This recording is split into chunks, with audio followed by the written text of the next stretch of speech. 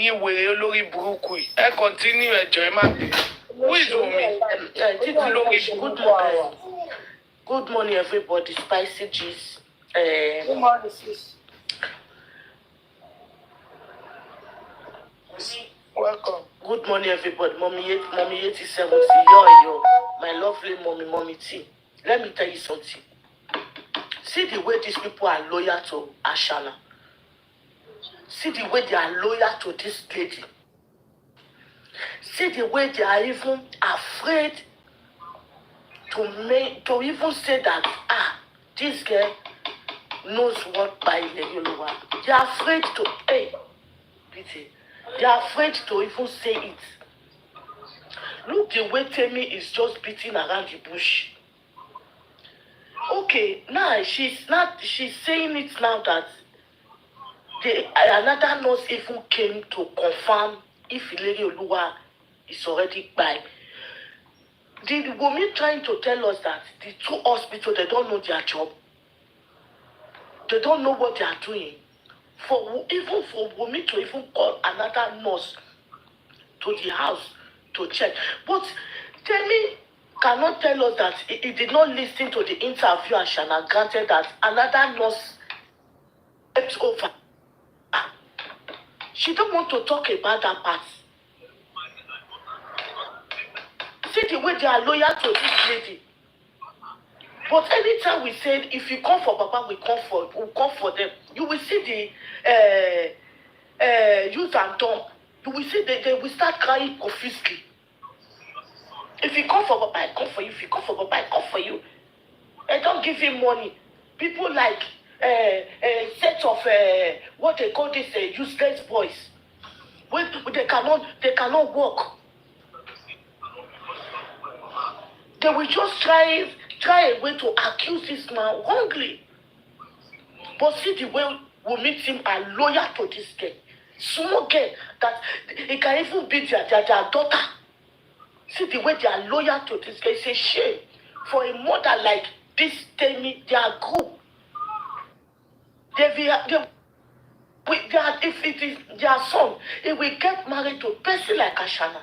And they will test it and feel the pain. Thank you.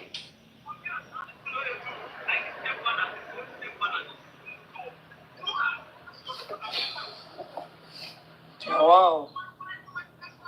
A lot is happening. Baba Mohbad want to suffer àwọn pé àwọn rí body Mohbad táwọn tó kúrò lọ́sibítù. Only body Mohbad. Ó ní wọ́n sọ fún pé káwọn padà sílé. Ọ̀hún sì jẹ́ pàgbàlagbà Yorùbá làwọn. Wọ́n mọ̀ tún ọ̀kan tó ń jẹ́ bẹ́ẹ̀ yẹn. Wọ́n sọ fún wọn pé àwọn gbọ́dọ̀ rí ara ẹ̀ káwọn tó kúrò. Let me say something about Papa Mohbad. He made a statement that we all know. The wife. Hospital how come Temi stop your lies? Not be today you know say these people they lie. Don't let them bother you. Not be today you know say they lie. No just bother. Not be they even bring wrong narrative to the public. Say now Papa go even buy the coffee. But what is wrong with him? You're supposed to debunk that now. What is wrong with him? He's afraid. Leave them. He's afraid. Wow. Now only to speak English. Wow. Claim on the 12th. The father has now come to put his press statement that he was on the 11th. So that has even made me not be.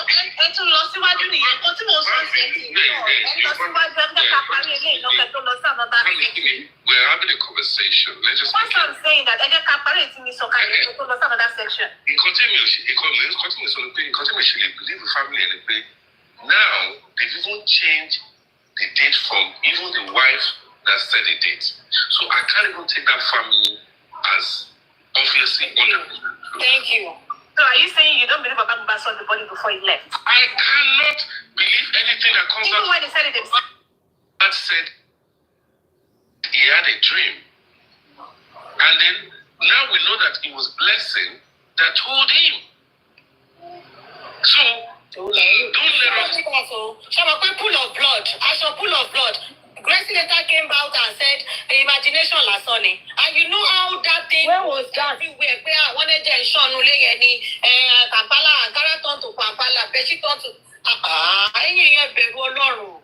No, Temi, we like go to Sobe. It was planned. And I think we need to focus on now. You cannot just keep quiet. You need to be... No, I can post yes. Post here. You need to post it. For Shade video. You need to post it. You see the way these people are just twisting the word. Say Gogesi said this imagination. For Shade ibi tó ti lóhùn lálà. Ipe Mohbad kọjá lọ́jọ́ Monday. Mi sọ fún yín páyé Temi ti ta. Olórí burúkú ọmọ. Ṣebí ya Mohbad ló náà ń jókòó ń pray lọ́wọ́ òun rí Mohbad. Bàbá Mohbad ò sọ bẹ́ẹ̀ náà. Láwo ló tún wá ń sọ. Ó ní bàbá later sọ pé that he had a dream.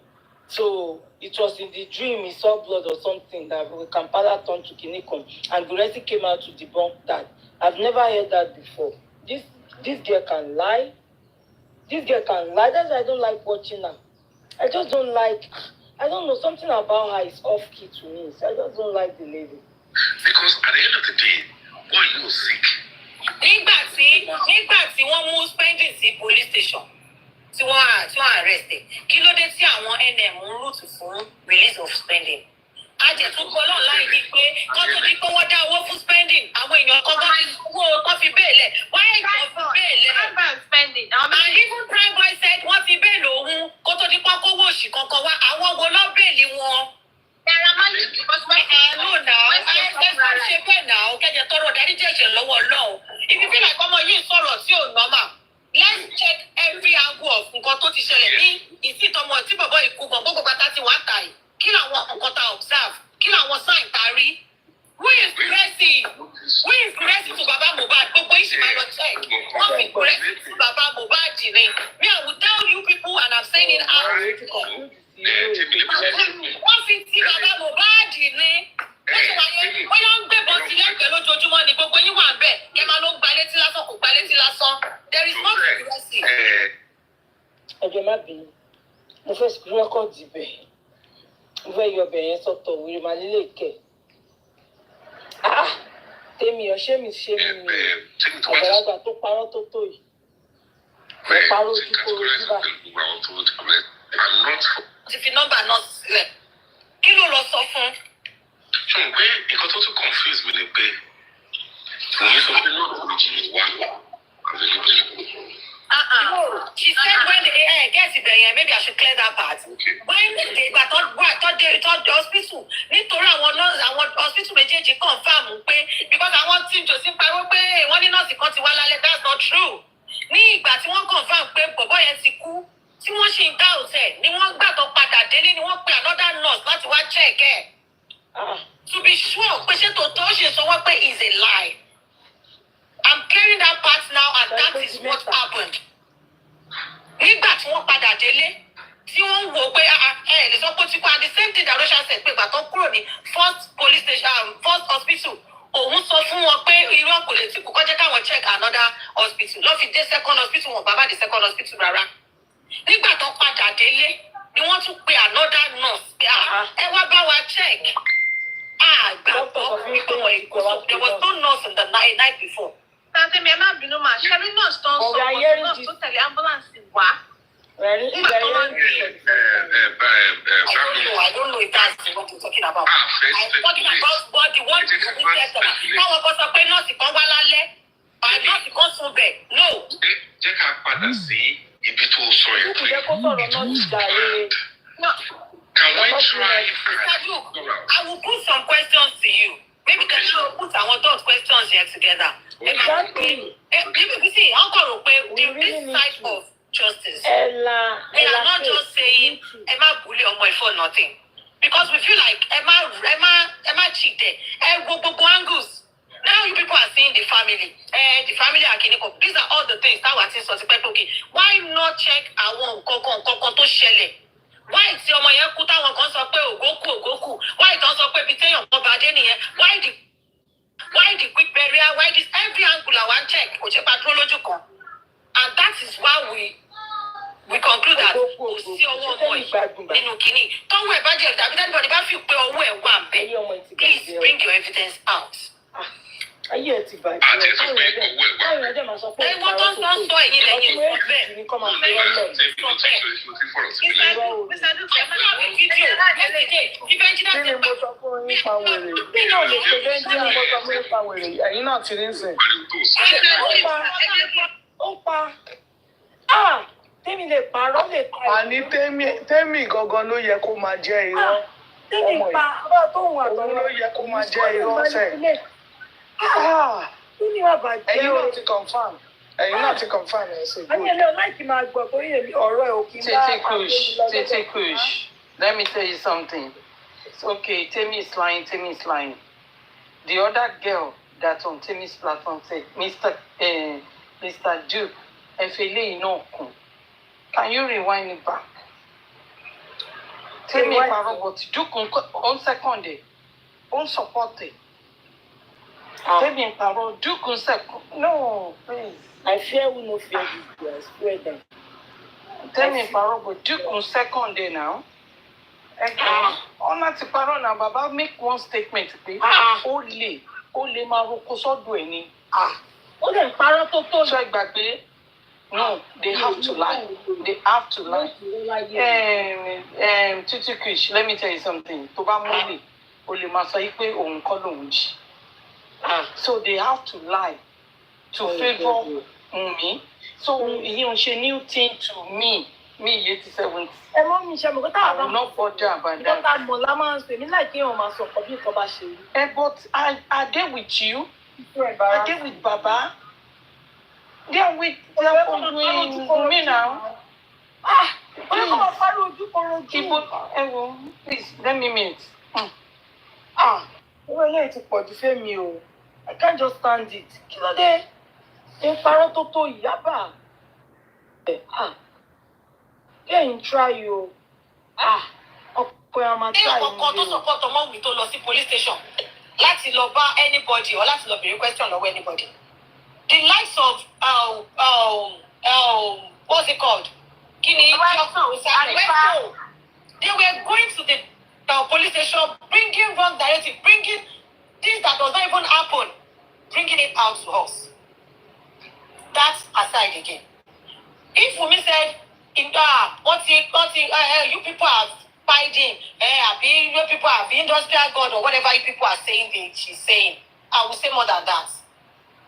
With the fact that wọ́n ti ń bully mi, wọ́n ti ń bully ọkọ mi káàkiri. Ọkọ mi náà jẹ́ ní a lot of videos tí gbogbo wa ti rí níta bẹ́ẹ̀ yẹn. And another thing is because she does not know who that nurse is.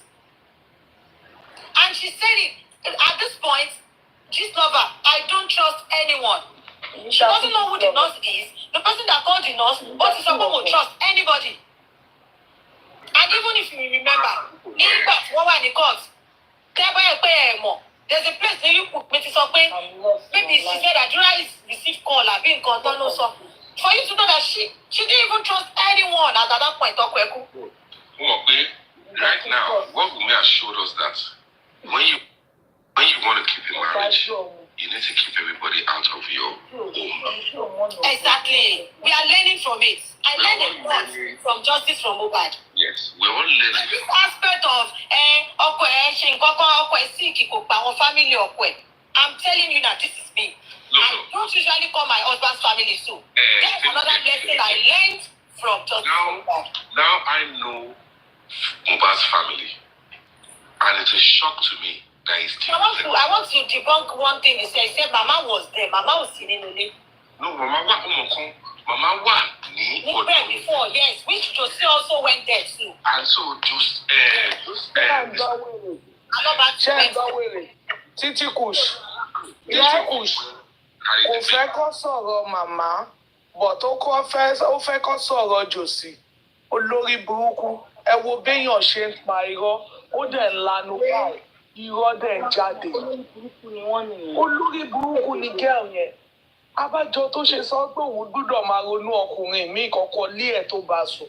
Olóṣì Tẹ́mi ṣó wà ń bẹ̀ ni. Ìpínlẹ̀ ló kó gbogbo kìíní yẹn fún wa. Àbí ìwọ ni nọ́ọ̀sì tó lọ sùn lálẹ́? Àbí nọ́ọ̀sì tó lọ sùn mọ́jú? Jésù. Ẹ wo bó ṣe ń parọ́ ojúkorojú olórí burúkú olòṣì.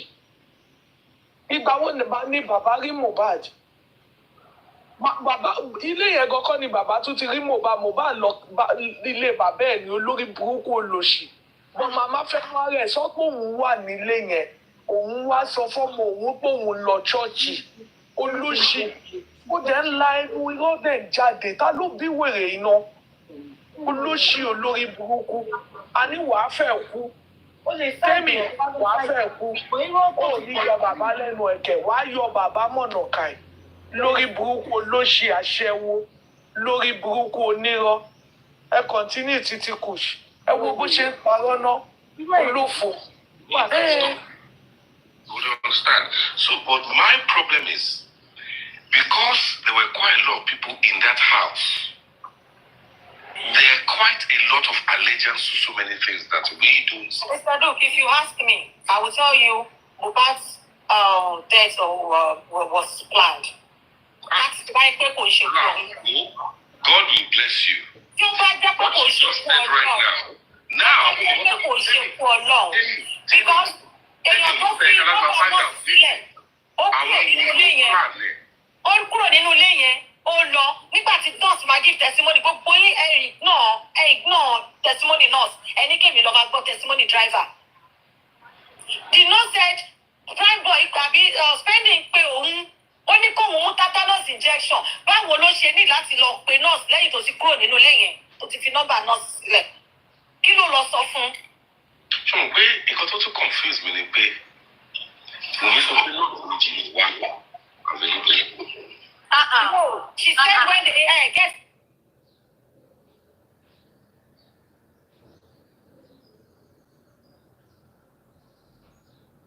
Ọpẹ́ yẹn ní gbogbo ìgbà ẹ jẹ́ kí ọpẹ́ ó pọ̀ nínú gbogbo ohun tẹ́ bá ń wá ẹ jẹ́ kí ọpẹ́ ó pọ̀ ní gbogbo ohun tẹ́ bá ń ṣe mọ́ mi lórúkọ Jésù àánú Ọlọ́run máa farahàn fún yín àánú Ọlọ́run ó máa di mímọ̀ fún yín Àmín Jésù. ògo Ọlọ́run á farahàn Àmín Jésù. Jésù Olúwa wa. Àmín àmín àmín lórúkọ Jésù.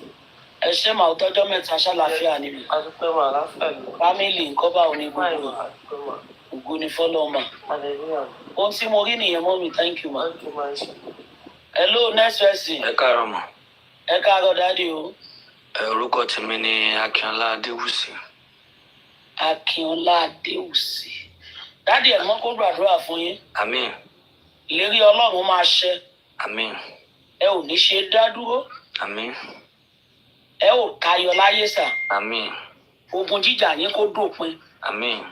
Ẹni sọra rẹ̀ di alágbára lórí ọ̀rọ̀ yín máa fayé lẹ̀. Àmín. Ẹ̀yin májẹ̀mú ọjọ́ tó ti pẹ́ ẹ gbiná bẹ̀. Àmín. Ogun ilé kó gbiná bẹ̀. Àmín. Májẹ̀mú ìran ẹ gbiná bẹ̀. Àmín. Alágbára ilé yín máa fayé lẹ̀ fún yín. Àmín. Ìdì ọjọ́ tó ti pẹ́ kó já lára yín. Àmín. Ìdì ọjọ́ tó ti pẹ́ ẹ̀mí mímọ́ jásà. Àmín. Ọfà ọjọ́ tó ti pẹ́ iná gbé jáde. Àmín. Ọfà ọjọ́ tó ti pẹ́ arúgbó ọjọ́ gbé jáde. Àmín. Ọfà ọjọ́ tó ti pẹ́ onímájẹ̀mú gbé jáde. Àmín. Dádì a tú yín sílẹ̀. Àmín. Lórúkọ Jésù a tú yín sílẹ̀. Àmín. Dádì onímájẹ̀mú tú yín sílẹ̀. Àmín. Ogun ṣẹ́ wọlẹ̀ o. Àmín. Ẹ ó di òmìnira. Àmín. Ẹ ó di òmìnira. Àmín. Ẹ ó di òmìnira. Àmín. Ẹ ó di òmìnira. Àmín. Ìdè yín kó já o. Àmín. Ẹ ò ní fàìsàn ló gbà o. Àmín. Ayé ò ní rí yín mú. Àmín. Ọfà ò ní bà yín. Àmín. Ẹlẹ́rù kó fẹ̀mí ẹ̀ di. Àmín. Ẹlẹ́rù kó fẹ̀mí ẹ̀ di. Àmín. Ẹlẹ́rù kó fẹ̀mí ẹ̀ di. Àmín. Gbogbo ẹni ń dààmú ògo rẹ̀ máa dòkú ìkanra. Àmín. Kẹrí àánú gbàsà. Àmín. Dádì ẹ lọ ṣọ́ra fún ọ̀rẹ́. Ẹ ló sà. Ó wà pẹ̀lú mo gbọ́ sà. Mo gbọ́ mọ̀. Ẹ lọ ṣọ́ra fún ọ̀rẹ́. Ẹni tìtẹ̀ bá ti fẹ́ ṣe má máa sọ fún yàn mọ́. Dáàdi Olúwa ní kẹ́ lọ fi kọ́kọ́rọ́ sẹ́nu yín gan díẹ̀. Alágbára ilé rẹ̀ máa dòkú ìkanra.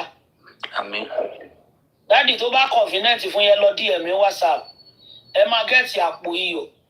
Wọ́n lọ́wọ́ kan ló di ọwọ́ ọ̀tọ̀ ló ń tú. Ohun tá a ta ní kókó lórí ọ̀rọ̀ yìí ẹ̀mí mímọ́ máa tú. Àmín. Ohun tí wọ́n ta ní kókó lórí ọ̀rọ̀ yìí onímájẹ̀mú máa tú. Àmín. A fa ìjọba alágbára ya fún yín dáàdi. Àmín. Kẹ́ ẹ rí àánú gbà. Àmín. Jésù Olúwa wa. Àmín. Ẹ DM mi WhatsApp ṣe gbọ́. WhatsApp number yín sàmà.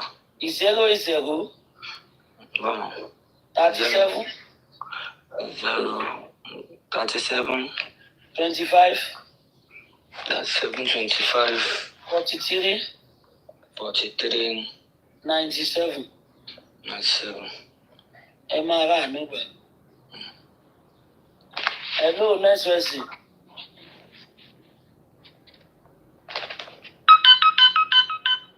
Hello. Ṣé mi ni next man? Ẹ bẹ́ẹ̀ kí lọ ní mẹ́ni tó kàn ń sára. Alright, èmi tí wà ń bí. Kí ló kọ yín sà? Olúwafẹ́mi. Dáàdi adániwáyé kó gbàdúrà fún yín sà. Àmín mà. Orí olórí ò ní kéré iṣẹ́ yín. Àmín. Mo sọ tẹ́lẹ̀ bàbá ẹ ò ní fàìsàn lùgbà. Àmín. Ẹ ti gòkè ẹ ò ní jábọ́. Àmín. Àmín. Ẹ ò ní yàngàn lẹ́sà. Àmín Jésù. Dáàdi ẹ ò ní yàngàn lẹ́sà. Àmín Jésù. Mo sọ tẹ́lẹ̀ bàbá ẹ ò ní yàngàn lẹ́sà. Àmín Jésù. Ọwọ́ adánidúró lórí ògo yín kọ́wọ́ yìí ó gbiná. Àmín. Àmín. Ẹni sọra rẹ̀ di alágbára lórí ọ̀rọ̀ yín dè máa ṣe rẹ̀ o. Àmín o. Dáàdi àánú kó gbé yín dìde. Àmín Jésù. Ìrànlọ́wọ́ tó ń bọ̀ ìyá tẹ̀yìn lọ́wọ́ sà. Àmín Jésù. Dáàdi ẹ ti wá gòkè ẹ ò ní wálẹ̀. Àmín Jésù. Ètò Ọlọ́run á ṣẹ fún yín. Àmín. Ẹ ò ní fàìsàn lùgbà. Àmín Jésù. Ẹ ní fàìsàn ń wá yín kó gba ikú yín kú sà. Àmín Jésù. Ìlérí ògo yìí máa ṣẹ. Àmín. Dáàdi ìlérí ògo yìí máa ṣẹ. Àmín. Àmín. Adániwáyé á gbè yín níjà sà. Àmín. Ẹni fi yín sùn dáàdi kó wọnú ìgbèkùn. Àmín Jésù. Ẹni fi yín sùn kiri kó wọnú ìgbèkùn. Àmín o Jésù. Dáàdi ẹni fi yín sùn mo ní kó wọnú ìgbèkùn. Àmín o Jésù. Ẹni sáré bí. Ẹni ní kẹ́ sọkún. Ẹni ní kẹ́ pòórí ẹkún. Lórí ọmọ. Alágbára bẹ́ẹ̀ kó wọ bojì lọ. Àmín Jésù. Alágbára bẹ́ẹ̀ kó wọ bojì lọ o. Àmín o Jésù. Dáàdi àánú kó fọhùn. Àmín Jésù. Jésù Olúwa wa. Àmín. Àmín. Àmín. Lórúkọ Jésù àmín. Dáàdi ẹ lọ kíyèsára díẹ̀. Yes ma. Dáàdi ẹjọ́ ẹni tí ẹjọ́ tán bá pè yín sí ẹ lọ kíyèsí àti dá sí. Yes ma. Lórúkọ Jésù ẹ ò ní rẹrù ẹlẹ́rù. Àmín. Àmín. Dáàdi mo lẹ́ ò ní rẹrù ẹlẹ́rù. Àmín o Jésù. Àmín. Dáàdi mo lẹ́ ò ní rẹrù ẹlẹ́rù. Àmín o Jésù. Ògo ni yín ògo yín ò ní wọ mi sà. Àmín Jésù. Dáàdi ilẹ̀kùn àánú ṣí. Àmín. Àánú gbé yín dìde o. Àmín o. Dáàdi ẹ ò ní rí ìjà iná. Àmín Jésù. Lórí ohun tẹ́ ti kó jọ ẹ ò ní rí ìjà iná. Àmín o Jésù. Lórí ohun tẹ́ kó jọ ẹ ò ní rí ìjà iná. Àmín o Jésù. Lórí ohun tẹ́ kó jọ ẹ ò ní rí ìjà iná. Àmín o Jésù. Lórí nǹkan tẹ́ kó jọ ẹ ò ní rí ìjà iná. Àmín Jésù. Jésù Olúwa wa. Àmín. Àmín. Àmín. Lórúkọ Jésù àmín. Dáàdi ẹjọ́ mo bẹ̀ yín ẹ lọ ṣọ́ra fún ìjà. All right. Ẹjọ́ tẹ́ ẹ dá sí. Tẹ́ ẹ kábàámọ̀ lé lórí dáàdi ẹ ò ní dá sí. Àmín Jésù. Ohun tẹ́ máa ṣe tí ayé á fi ta yín lọ́fà tẹ́ ẹ máa fi gbé kiri. Lórúkọ Jésù ẹ ò ní bá wọn ṣe sà. Àmín o Jésù. Ọgbọ́n àtìmàtì òye kọ́lọ́run yọ̀ǹda fún yín. Àmín. Ẹ̀mí kíyèsára kó wọnú yín sà. Àmín Jésù. Àánú Ọlọ́run farahàn. Àmín. Jésù Olúwa wa. Àmín. Àmín. Àmín lórúkọ Jésù. Àmín. Dáàdi ẹjọ́ máa fún yín ní sáàmù kan kẹ́ lọ fi wẹ̀ lọ́jọ́ mẹ́ta. Ẹ lọ fogun àìsàn bú. Hello, sir. Mo gbọ́ mà. Ẹ lọ fogun àìsàn bú. Yes, ma. Dáàdi ẹ pè mí lọ́jọ́ mẹ́ta kájọ gbàdúrà ọjọ́ mẹ́ta sà. Gẹ́gẹ́ tí bottle water pẹ̀lú ẹ̀. All right, ma. Nínú ẹ̀ a máa sọ ilé tó kù sà. All right. Ìṣe gbogbo aṣọ la máa ń sá síta. Bẹ́ẹ̀ni. Ẹ ló ti dàgbà. Fóònù ẹ̀ ń pèlè kan bẹ pẹ́ẹ̀n mi dákú ni. Okay, 080 0 37 37 25 25 43 43 97. 97. Okay. Màá di èmi. No problem, sir. Hello, next person. Ta ló wà ńbẹ̀?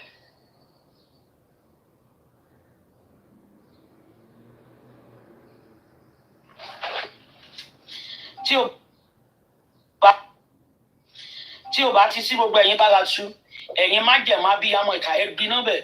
Gbólóhùn òdì lórí àyànmọ́ rẹ̀ gbiná. Afa ìjọba níní lára tú. Kó rí àánú gbà. Wọ́n á yọ̀ fún ọ. Ò ní dológo àná. Ògo rẹ̀ ò ní ṣiṣẹ́ ní ibojì. Lágbára ilé bàbá rẹ̀ máa fayé lẹ̀. Ẹ̀yin má jẹ̀mọ́ bí amọ̀ ìka ẹ̀ gbiná. Mo sọ tẹ́lẹ̀ àánú gbé ọ dìde. Ohun tó yẹ kó o ní tòótì ní ó yá máa gbà. Olùrànlọ́wọ́ àyànmọ́ kó o bá pàdé. Ohun tó nílò yẹ agbélé ọ lọ́wọ́. Afa ìjọba lágbára tú. Ẹ̀yin má jẹ̀mọ́ ìka gbiná sọnù. Kó o lo ògo. O nílò ògo ní ibojì. Èmi àti ẹ̀yin a ò ní dòkú ìkanra. Afẹ́fẹ́ bí ò ní fẹ́ lù ọ́. Àánú wọlé fún ọ.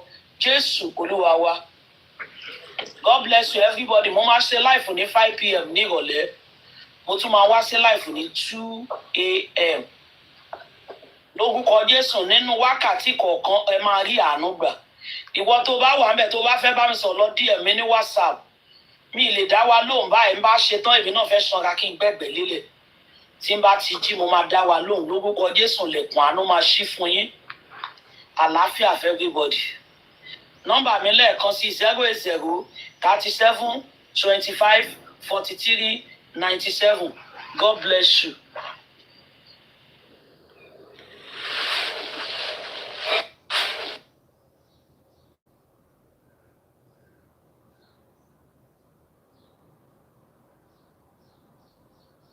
Àbí 70,000 80,000 pé wọ́n fẹ́ lẹ̀ stone.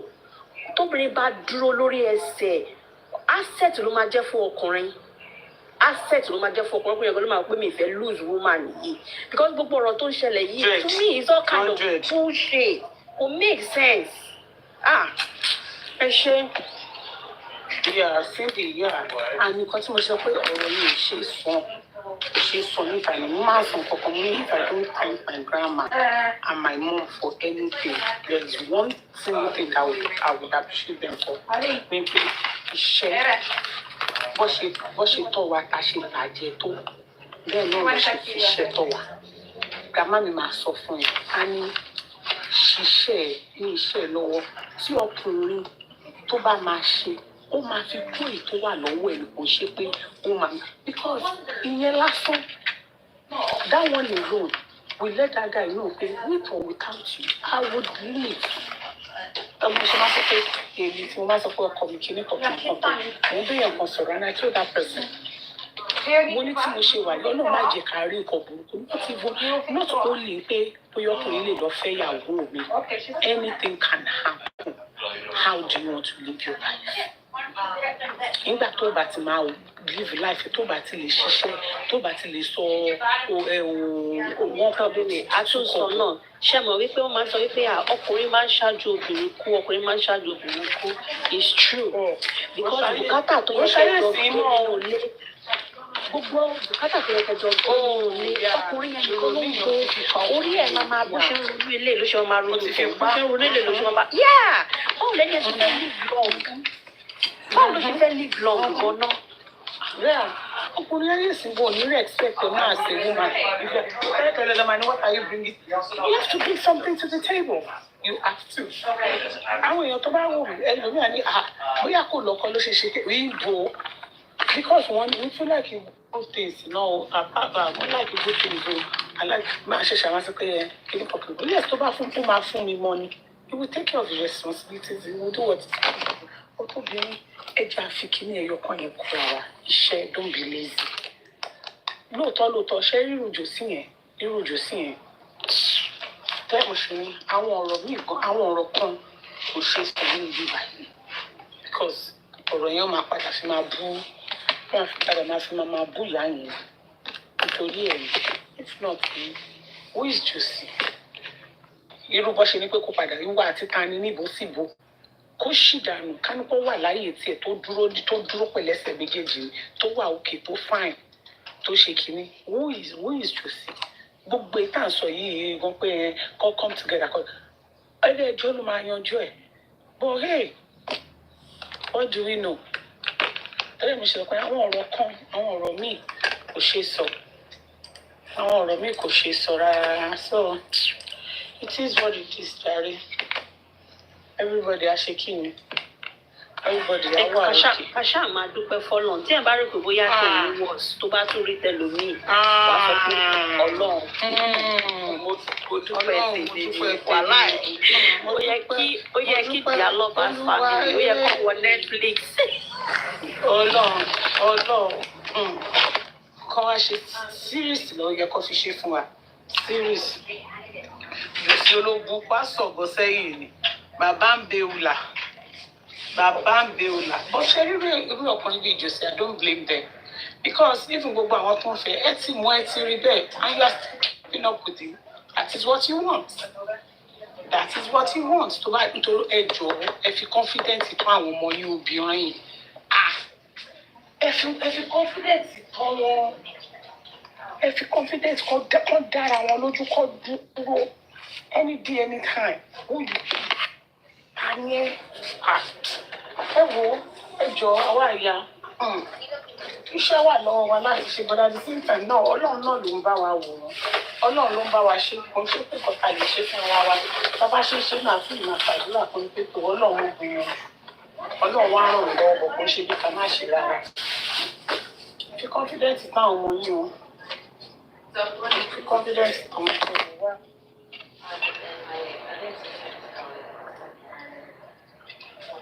If you don't love what you need, kò wá love kò wá sọ nídìí yẹn. Ọkùnrin yẹn gan máa respect ẹ̀. Òun gan fúnra rẹ̀. Àmọ́ ọba nonsense tó lè dé ọba nonsense tó lè ṣe pẹ̀lú ẹ̀. Ẹ̀sìn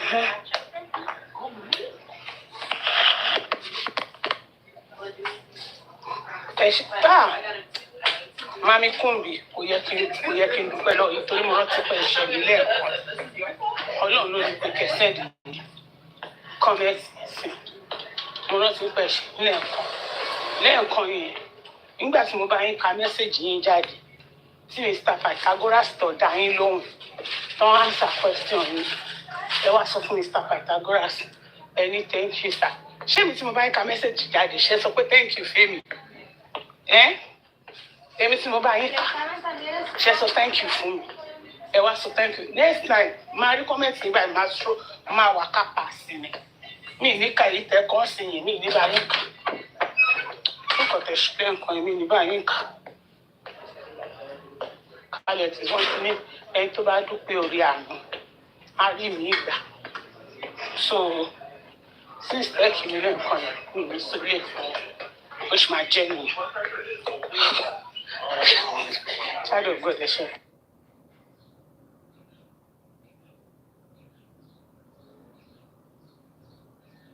Yes, I play Josie here for you.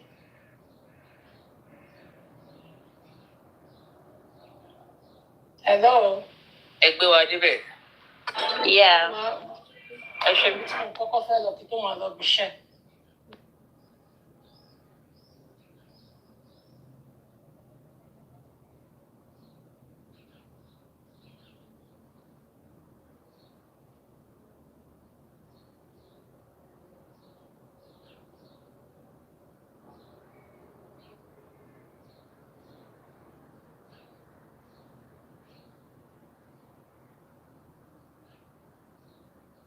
Bàbá mo lè play ẹ̀ tán gan.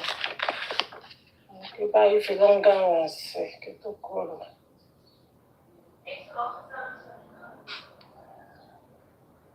Jọ́sí Bọ́bí. Mo fi àkókò yìí láti dúpẹ́ lọ́wọ́ ọ̀pọ̀lọpọ̀ nínú yín tí àwọn tí a ń jà fún justice. Èmi fi yé yín pé a ó débi tí a fẹ́ dé o. Àwọn tí à ń wò lóríṣiríṣi distraction ló jẹ́ fún wa mostly lórí afẹ́fẹ́. Mo fẹ́ yá orin yẹn lò láti kọ́.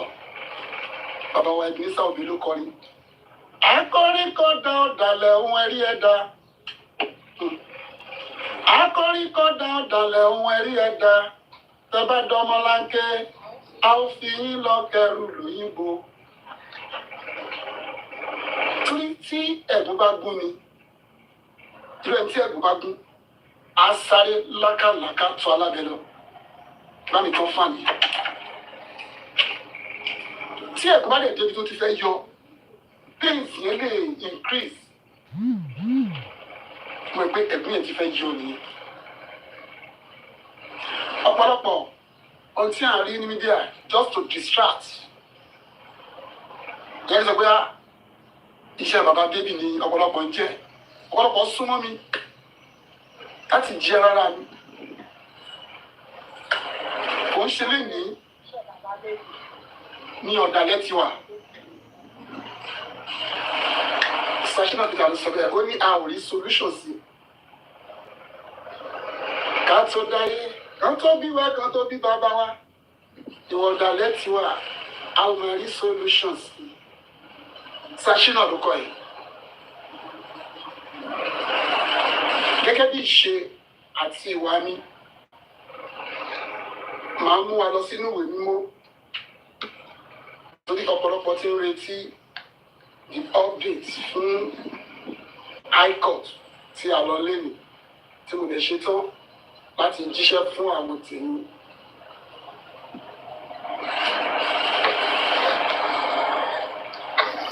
Mo wà nínú ìwé Nehemiah chapter 4. Ẹ kí n summarize ìtàn yẹn. Nehemiah ó jẹ́ ọ̀mọ̀lé ní àkókò yẹn nínú ìlú yẹn. Ọlọ́run lò wọ́n. Likewise, àwọn kan wà lórí justice for Mohbad. Ọlọ́run lò wọ́n, wọn ò lè yí òun padà.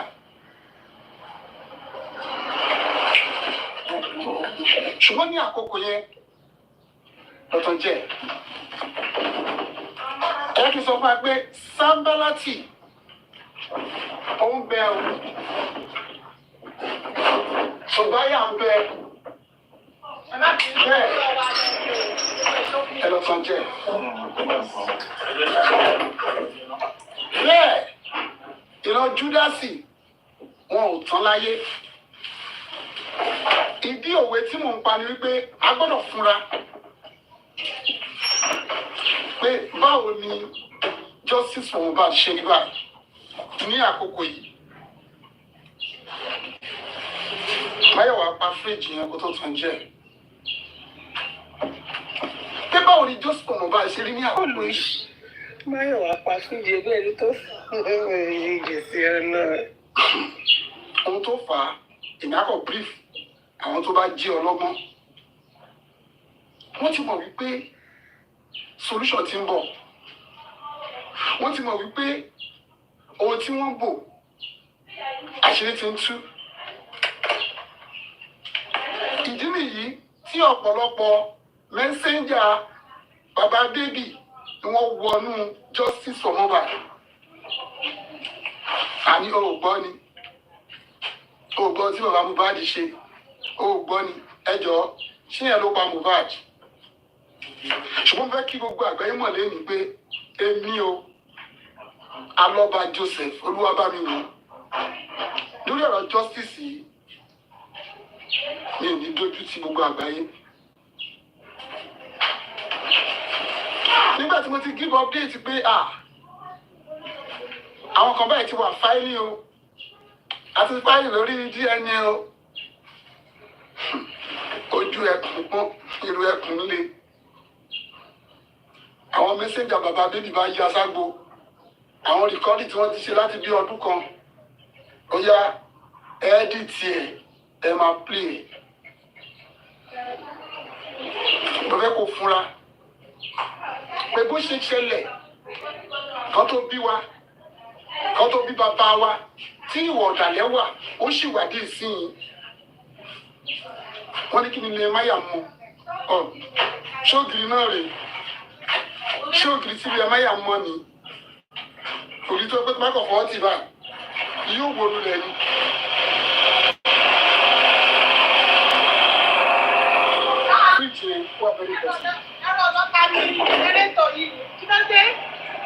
Mo ń sọ fún yín lẹ́yìn wípé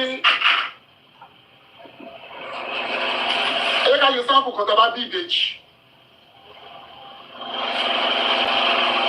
ó jẹ́ ayọ̀ fún ẹni tó bí ìbejì ìkan là ń retí ìbejì wa wọlé ọba wọn kí ìbejì yẹn nǹkan kan jẹyọ ní àárín yẹn wọ́n ní wíníwíní lójú orogún èjì wọ̀rọ̀ lójú ìyá ẹ̀.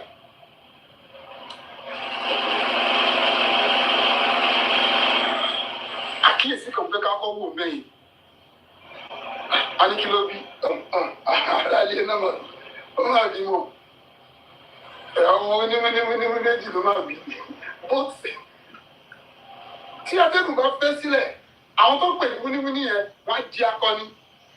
Torí pé lójú ìyá ẹ̀ èjì wọ̀rọ̀ ni. Nǹkan ńlá ni ṣùgbọ́n lójú orogún. Distraction ní gbogbo tó lọ lọ́dẹ́dẹ́ àwọn amọ̀báàdì o ó gbé amọ̀báàdì lọ sí hòtẹ́ẹ̀lì o. Àkọ́kọ́ ṣé ohun tó pa Mohbad nìyẹn.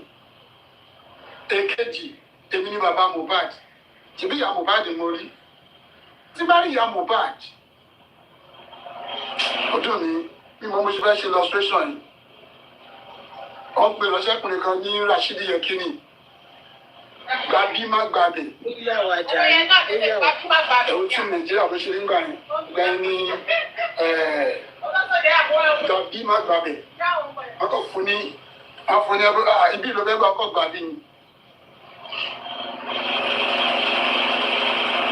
So gẹ́gẹ́ bí bàbá Mohbad tí mo lè wá justice mi ohun tó bá gbà la máa fún tí a dẹ̀ máa rí.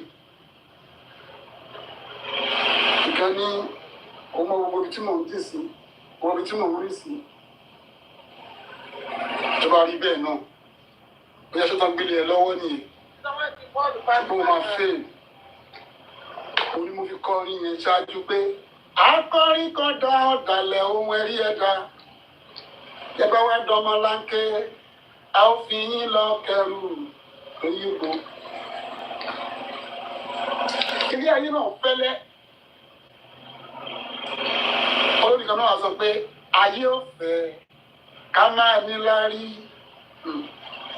ènìyàn fẹ́ ká tó máa yọ̀ láyọjú. Àmọ́ Ọlọ́run ò bá padà lẹ́yìn ẹni àkàṣà ìmáa yọ. Mo gbàdúrà fún gbogbo etí tó ń gbọ́ mi ayé ò ní fi kú ọmọ sèyí rọ̀.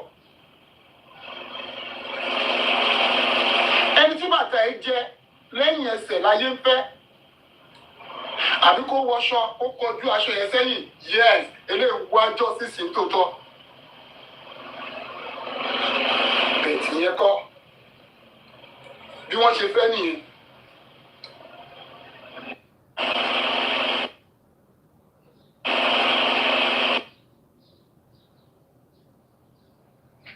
àtàjọ ẹ̀ ń lọ. Ṣùgbọ́n wọn tún bá wá justice pẹ̀lú mi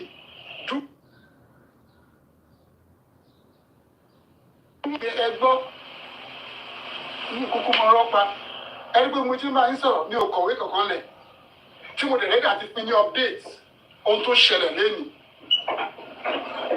Lóòótọ́ mi ò gbóyìnbó ṣùgbọ́n mo ká ọpọlọ mi mo dẹ̀ ka ọgbọ́n orí mi.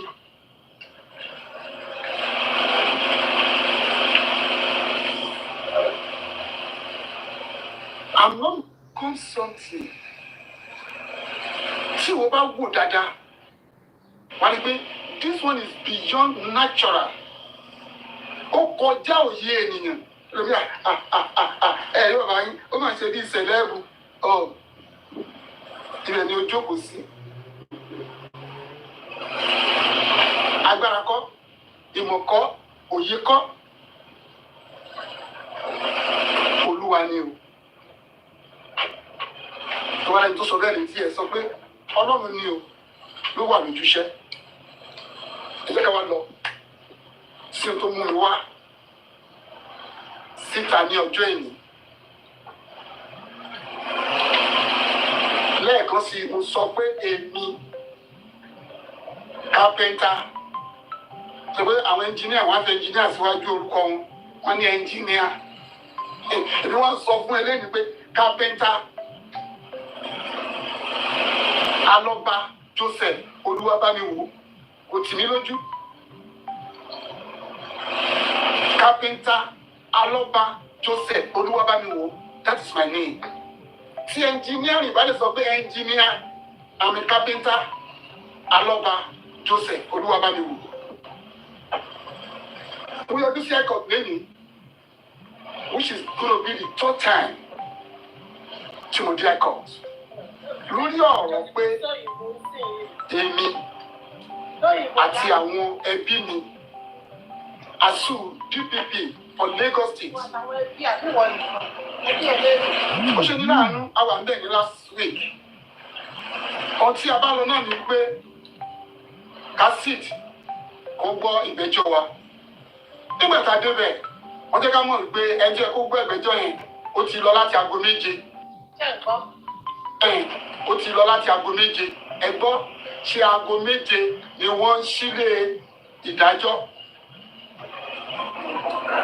agbẹjọ́rò mi àgbà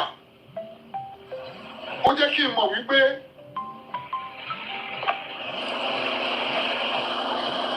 aago 9 ló yẹ kí wọ́n ṣí ilé ìgbẹ́jọ́ yìí adẹ̀dẹ́bẹ̀ ní 8:45 ṣùgbọ́n ṣe ní láàánú pé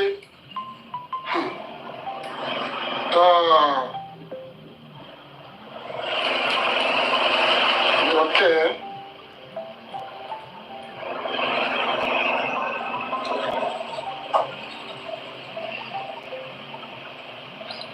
Okay, thank you very much. I hear the message. Gẹ́gẹ́ bó ṣe ń sọ, bí aláwo lè kó ní. Bẹ̀rẹ̀ tí sọ yìí. Mo dúpẹ́ lọ́wọ́ Bàbá Sàn Ṣètù. Àwọn kóòtù ní 1:45. Wọ́n jẹ́ ká mọ̀ pé ẹjọ́ ẹ̀kọ́ gbọ́ ìgbẹ́jọ́ ti lọ láti 7 o'clock. Ẹ̀kọ́ ṣé bẹ́ẹ̀ ló sùn ni. Ṣé bí àwọn táwọn bàbá wọ́n pààrọ̀ aṣọ wọ́n pe ẹni tó yẹ kó wà mẹ́ẹ̀ wọ́n fún wa ní appointment ibẹ̀ lálọ́ lẹ́nu atúndébẹ̀ lẹ́nu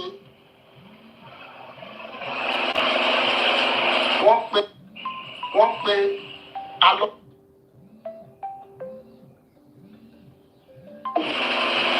bàbá ṣe àfihàn ẹni tó represent DPP ó jẹ́ kí adájọ́ mọ̀ wípé òun kò yé òun tóun wá ṣe bí báyìí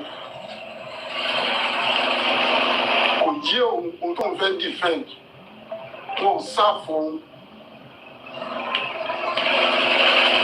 Sàn jẹ́ kọ́mọ̀ ẹ̀ pé that is an unnecessary excuse. Adájọ́ ó pàṣẹ pé òun fún ọ ní 2 hours wọ́n fi lọ reach ohun tí wọ́n kọ sínú òun tí mo gbé wá kó fà á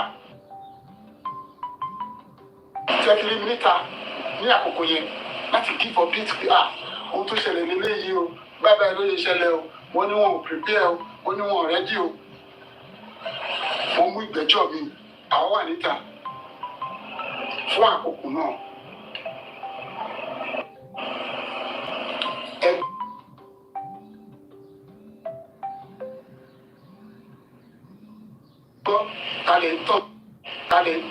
Talentão.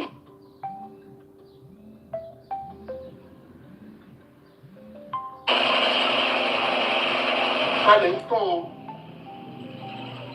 ẹjọ́ tí a wá sí ní ìjẹjọ́ tá a ti wá tẹ́lẹ̀ tó dé ní ọjọ́ kẹta àwọn tí a pè lẹ́jọ́ wọn náà wọn understand ohun tí wọ́n kọ sínú ìwé a lè tàn náà wọ́n pe àwọn tó yẹ kó pè wọ́n ní sọmọ nù.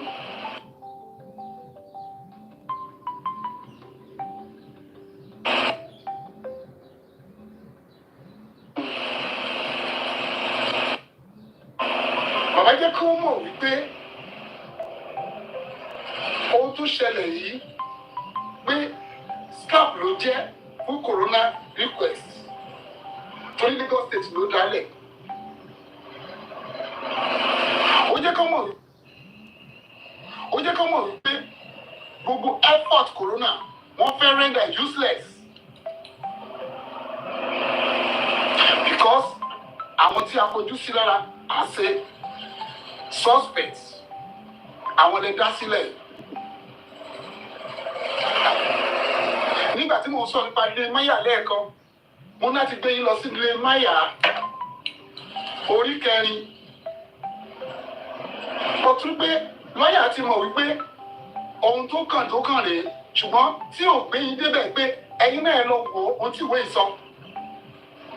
so baba proof ara ẹ̀ as a competent lawyer kò right láti dá àwọn yẹn sílẹ̀ tí kò náà lọ́wọ́lọ́wọ́ tá àti ìgbọ́ resort ibi tí a lọ. ẹjọ́ mi pé tó bá mú olè náà á rí díẹ̀ sọ. tó bá dé lọ́wọ́ àwọn ọ̀dàlẹ̀ akọ́ríkọ̀dà náà wọ́n á rí tí wọ́n sọ. wọ́n bá béèrè lọ́wọ́ representative of DPP for Lagos State ó rí tiẹ̀ náà sọ. ẹ̀gbọ́n tó sọ ó ní corona kan ló gbéṣẹ́ fáwọn ọ̀ọ́dà wá látọ̀dọ̀ ọ̀gá ọlọ́pàá bí àwọn òyìn ò mọ nǹkan kan despite sí pé corona ń lọ àwọn dá wọn sílẹ̀ ṣùgbọ́n tó wà bẹ́ẹ̀ ni wípé tí wọ́n bá wà guilty ní corona àwọn fúnra wọn lè lọ arrest wọn padà.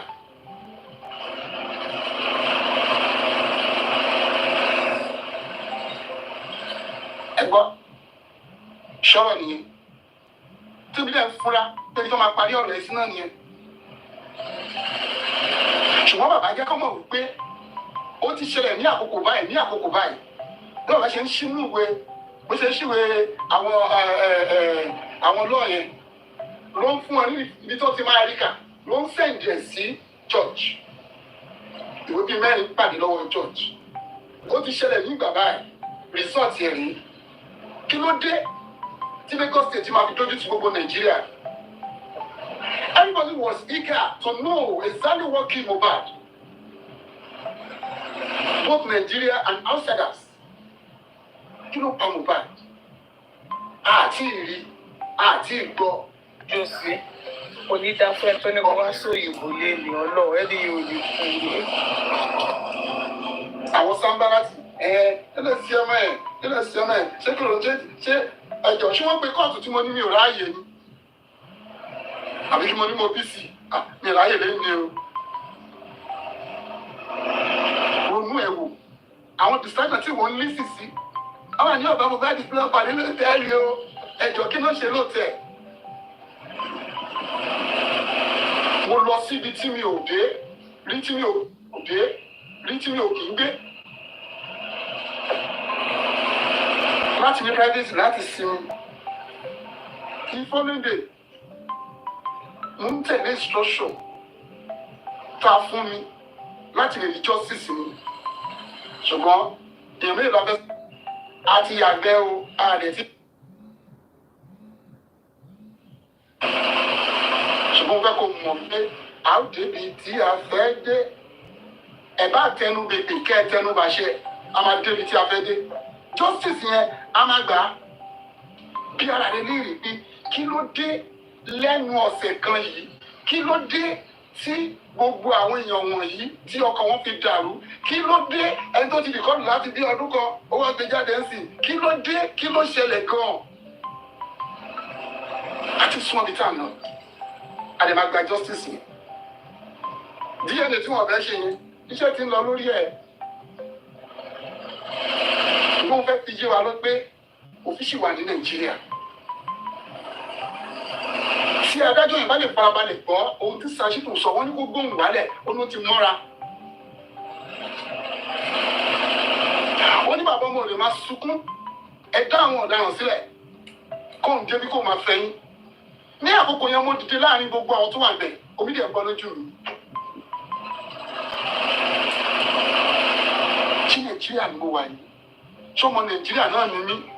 Ṣé torí pé mo ti jẹ́ kápẹ́ńtà ni? Ìbéèrè yẹn wọ́n ń bíra mi. Omi dẹ̀ bọ́ lójú mi. Àmùrè tí mo dì ni mo fi ń nujú. Tó yẹ kí ọ̀pọ̀lọpọ̀ rí. Ṣé bí Nàìjíríà ṣe wà yìí? Tí àwọn kan pera wọn ní alágbára. Bàbá jẹ́ kó mọ̀ ní ipò agbára tí ẹni kálukú wà, wọn ò ní kán da òfin rú. Wọn ò ní kán fi ipò agbára yẹn kán fi sọ pé kò sí òfin mọ́. Sọ pé kò sí òfin mọ́. Sọ pé kò sí òfin mọ́. Sọ pé kò sí òfin mọ́. Èyí ẹ ń ṣe gbogbo ìyàwó aṣọ pé mo yàgbẹ́ ní olùdí o. Tẹ́ni ìwọ ni Jòsí ń bá wí pò yàgbẹ́ ìṣòro tí kò wà lórí láìpẹ́ olófẹ́ lọ yàgbẹ́. Ìwọ ni Jòsí ń bá wí yẹn o. Ẹ fura. Ló ń bá wí. Olóhùn kò Jòsí ọlọ́ọ̀ Jòsí ò gbádùn. Tẹ́ni ló ń bá wí pé kò lọ yàgbẹ́ yẹn. Tẹ́ni òun ló wà lórí láìpẹ́ òun fẹ́ lọ yàgbẹ́. Òun fẹ́ lọ yàgbẹ́. Ńlá yàgbẹ́ ńlá. Mo fi àkókò yìí sọ fún Honorable Teach. Wọ́n wá sí tòsí. Ẹ jọ̀ọ́, ẹ ní ìbéèrè tí ẹ bá fẹ́ béèrè, ẹ béèrè o. Kò sí má jà gbọ́ nínú ọ̀rọ̀ mi o. Gbogbo ìbéèrè ló dẹ̀ ní ìdáhùn.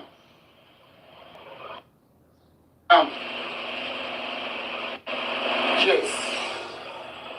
Àwa Mohbad ló sọ bẹ́ẹ̀. Kápẹ́ńtà Lọ́ba ló sọ bẹ́ẹ̀. Madam, tí ò bá yí ẹ, ṣùgbọ́n má kàn dá dúró, o kàn conclude ayé ara ẹ. Ṣé kí bàbá yìí ṣe báyìí ṣá? Ṣé kí bàbá yìí ṣe báyìí ṣá? Ṣé kí bàbá yìí rí kọ́ọ̀dù ṣá? Nígbà tó lè jẹ́ ṣá. Ẹni ìjọba àpẹẹrẹ ìlọ́kùnrin. Ṣó ti kọ orin? Mo ti padà dé. Ṣó ti kọ àwọn orin yẹn? Jésù àná. Now, ẹ kí ìyàwó rẹ̀ kó péjì. Kó mú àwọn èèyàn gòkè. Ṣọ́ọ̀tì wà ní tòsí. For interpretation. All right. Videos, old voice notes that has nothing to do with justice for Mohbad, that people have even forgotten about in order to discredit, just like I said. And Baba said when because of my network, we were unable to get Baba. They were flagging, we were unable to get. But I'm trying to put it in one word. Also, he said everything that is going on the internet. Everything you see that is going on the internet is just a form of distraction. It's a form of distraction to distract the people, to paint people in a bad way so that they will lose interest concerning the justice for Mohbad. And Baba said they brought out a narrative that he went to see Iya Mohbad. And he said he actually went to a place, he was following instruction that even if he went to see Iya Mohbad, that is not what actually killed Mohbad.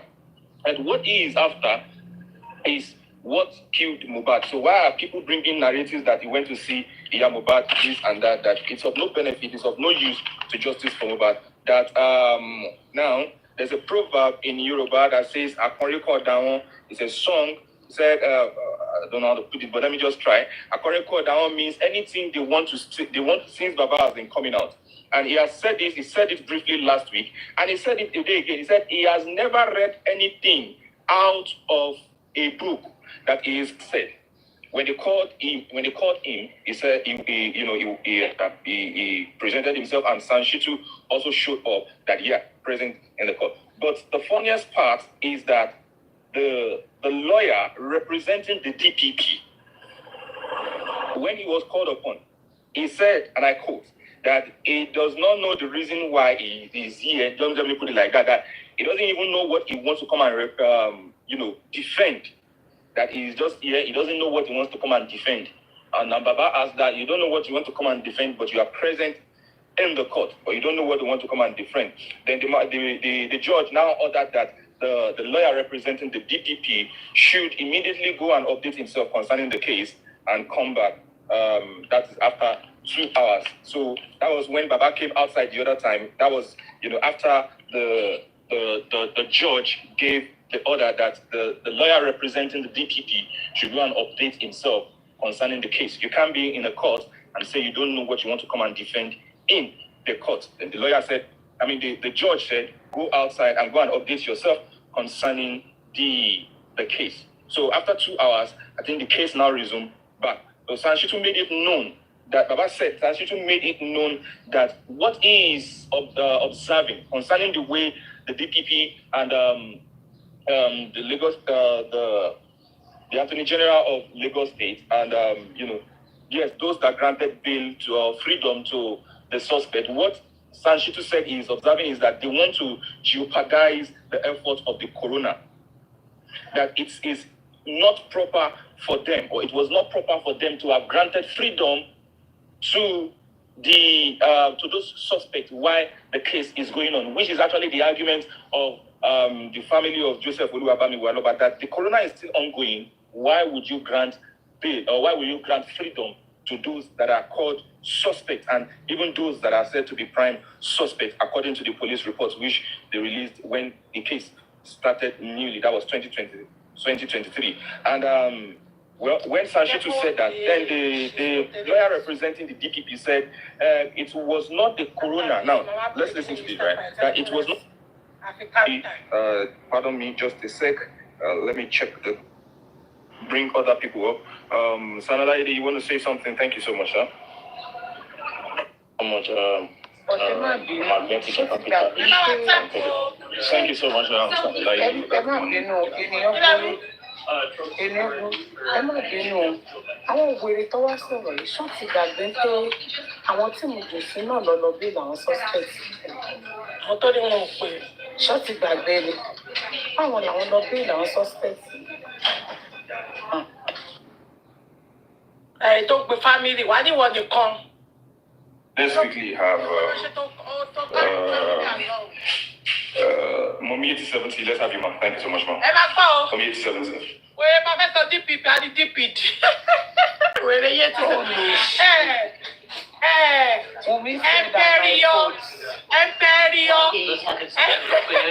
Who said that I quote? Only myself. Oh, yeah. DPP. DPD. Yes, Senator H, thank you. Imperial Professor Carpenter Joseph Oluwabami Waloba, Ọlọ́run ti dá yín sí. No shaking, Baba.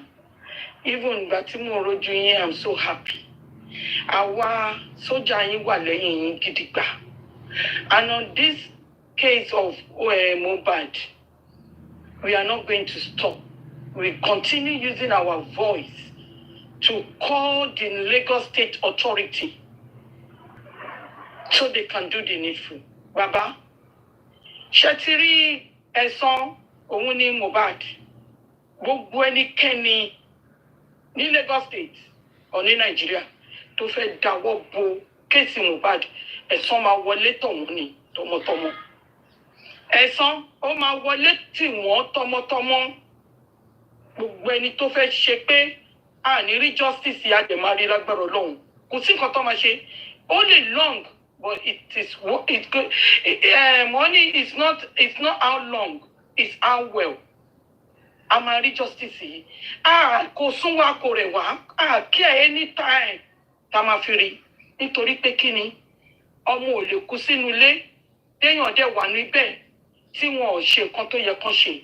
Ìjọba ló bọ́ síta, Nigerian police lọ bọ́ síta lọ́ní. Mohbad bleed profusely. bàbá ẹ wá padà lọ sí nǹkan tí pathologist sọ nínú corona inquest wọ́n ní Mohbad die slowly àwọn ọlọ́pàá ló sọ pé Mohbad bleed profusely pathologist ní Mohbad die slowly so that means that àwọn tó wà nílé yẹn rí pé Mohbad ẹ̀jẹ̀ ń tán lára ẹ̀ tó fi kú lójú wọn so àwọn tó wà nílé yẹn gangan lọ́pàá Mohbad àwọn tó wà nílé gangan lọ́pàá Mohbad because wọ́n gbé lọ sí hospital méjì one is Kurame one is Perez the Perez ló wá sọ Dr. Perez ló wá sí corona inquest ó dẹ̀ sọ pé Mohbad ti wà ní stage 3-4 the same Wunmi Cynthia Adébánjọ nínú one of the interview ó ní àwọn ń ṣe press sọ pé nọ́ọ̀sì kan ó wà overnight before the Kútọ́nù one ó dẹ̀ lọ ṣe press up fún so mo fẹ́ wo ibi tí Nigerian police fẹ́ dojú kéèsì yìí sí mo fẹ́ wo ibi tí Nigerian judiciary tó fẹ́ fi ọwọ́ bo kéèsì yìí this case is not about Nigeria's affairs it is about global gbogbo júdẹ̀ ló wà lórí kéèsì and bàbá Imperial Professor Carpenter Joseph Olúwabámiwálọ́ba wọ́n ti gba Mohbad lọ́wọ́ yín ẹ̀ lè rí padà mọ́ ojú oorun lẹ́tí máa rí but ìdúró tẹ dúró fún justice yìí ẹ dúró fún citizen of Nigeria generation DPP gan ẹ dúró fún DPP gan generation DPP ẹ dúró fún because ẹ ń jà fún justice ni nítorí ọjọ́ ọ̀la nítorí àwọn ọmọ wa Mohbad ti lọ ẹ lè rí mọ́ but ẹ ń jà fún ẹ̀tọ́ ìlú ẹ ń jà fún wípé you are citizen of Nigeria kò sí gbogbo wa ní alátorí President Bola Ahmed Tinubu citizen ni dórí kókó tọ́bílẹ̀ ní citizen ni so òfin tó bá mú èèyàn kan ló mú gbogbo wa so we have right to ask for justice lórí òkú Mohbad kò sẹ́ni tó lè dáwọ́ bò àdìgbà a máa pariwo wọn síta ni and we are not going to stop like nǹkan tẹ́ sọ wọ́n fẹ́ distract wa ni àwọn ẹrú kan tẹ́bi ń pa àwọn nìkan distract nobody and baba paternity is a must because Wunmi sọ pé ikú tó yẹ kí Liam kú ni Mohbad gbà kú ìyá Liam ló fẹnu ara ẹ̀ sọ kò ń ṣèmí yé ti 70 so ikú tó yẹ tó wọlé ti Liam tí Mohbad gbà kú yẹn ìyá Liam ni kó bọ́ta kó bá wa sọ àwọn DPP àwọn Nigerian police ò lè sọ fún mi pé àwọn ò gbọ́ ẹ̀ ń gbọ́n sìn à ń pariwo ẹ jọ̀ọ́ ẹ bá wa sọ fún San Wahab Shittu we stand with him with any length la fi dúró pẹ̀lú San Wahab Shittu any length a dẹ̀ ń gbàdúrà fún wọn gbogbo nǹkan tó gbé dání báyìí ó máa yọrí sí rere ni ẹ̀jẹ̀ mi I don't want to say too much thank you the panelists and thank you senators baba Carpenter Joseph Olúwabámiwò iṣẹ́ ni iṣẹ́ ẹni tó bá àwọn òṣọ̀lẹ̀ wọ́n ní iṣẹ́ lògùn ṣe múra síṣẹ́ ọ̀rẹ́ mi iṣẹ́ la fi ń dẹni gíga à ń fi olè dẹni gíga à ń fo jìbìtì dẹni gíga so ẹ̀jẹ̀ mi ti sir thank you sir. So much, Mommy 870. Yes, come on. Ladies and gentlemen, I'm sorry, I might be hearing some noise behind me. I'm sorry. Mommy 870, thank you so much, ma'am. Let's go to General Vengeance. General Vengeance, let's have you. Thank you so much, sir. Good morning, good afternoon, good evening. My special greetings to Emperor Professor Carpenter Joseph Aloba, the great father of the year, the voice that is crying for vengeance for his slain son, the only man that matters in J4M, the architect, the Alpha and Omega, for being a serious headache for the killers of Mohbad. God bless you for holding forth the torch of justice for your slain son. God bless you for not compromising this cause for justice. God bless you for not selling down this cause of justice. God bless you for your steadfastness. God bless you for your refusing up in fashions. Ni wọ́n kóra wọn jọ, ni wọ́n pa bírí kòtò, nítorí wọ́n mọ̀ pé ẹ̀yin gángan lẹ dúró ní ìdúró tán wípé àwọn tó pa Mohbad pé wọ́n gbọ́dọ̀ lọ láláì jìyà. Wọ́n fẹ́ ìpínlẹ̀ lórí tí wọ́n tẹ́ pé àní ọmọ tó wà lọ́wọ́ Wùmí yìí sọ́mọ ti Mohbad ni àti kẹ́hìnsì ti Mohbad. Ọlọ́run fi lọ́kàn balẹ̀, we appreciate you. This my message is to the Nigerian police. Nigerian police, I'm speaking as a Nigerian citizen. I'm speaking as a justice fighter. I'm speaking as someone that wants the goodness of our dear country. I'm speaking as someone that is tired of this stagnancy, and that is tired of this non-directional movement and unprofessionalism of Nigerian police. Nigerian police, Mohbad case was a case of homicide. He died in the house. Died in the house. I never killed anybody in Nigerian history. Mohbad will not be the first case. And I keep asking you, the Nigerian police, why were you in haste? Why the hastiness? Why were curious? Why were you so in haste to charge spending and the nurse to court? As how? In a case of homicide, where people have witnessed bloody duvet, broken relics, where people Wunmi and the late Mohbad, where people have witnessed intimidations, threats against the late Mohbad by his so-called wife, and you are charging the police, you are charging the nurse and the spending to court as how? No, just explain to us as how. But the person that fought Mohbad did not need to appear in court. Is that what you are telling us? You say Mohbad bled profusely. Why were you not addressing it? Nigerian police, it's a case of homicide. Everybody in that house is guilty until proven otherwise. Everybody in that house is guilty until proven otherwise. Everybody that has come in contact with Mohbad within the last 24 hours should be charged to court. That's how it is done in foreign countries and everywhere in the world. A case of homicide. The wife was there. The brother was there. The brother-in-law was there. Every one of them should have their day in court. You cannot do a selective justice. You cannot take the wrong people to court. Who are you protecting? Whose interest are you actually protesting? Whose interest are you covering up? Who are your paymasters? What are you afraid of? I'm asking you. I am just asking you. What I see is a total shambles, total shenanigans, unprofessionalism, high-handedness, and wicked heart. Nigerian police, all eyes are on you. All eyes are on you. You must do the needful. You have killed the second Jesus, and we will not relent. Not now, not in 2 years, not in 3 years. As long as Emperor, Capital, Professor Joseph Aloba is standing for justice of his son, the gladiators and the generals, they will stand by him. It is the battle of the Titan. Unstoppable voice versus immovable force. One must bend, and in this case, darkness has never prevailed over light. Light must prevail. The justice seekers are standing together, and we must make sure that the modus operandi, the reason why Mohbad was killed, is unraveled. That boy, did he belong to Mohbad? Those are the things that we are asking for. And we must get answers. We must get answers. Mohbad will not die in vain. Mohbad's case will not be swept under the carpet. Political gladiators will not be able to suppress justice for Mohbad.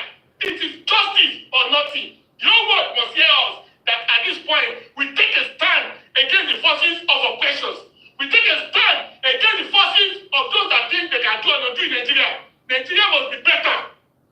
It must take a new turn, and we are standing, not now, not tomorrow, forever with Emperor Joseph Aloba in this place. It is justice or nothing. God bless you, Emperor, Capital, Professor Joseph Aloba. It is justice all the way. Thank you, and God bless you.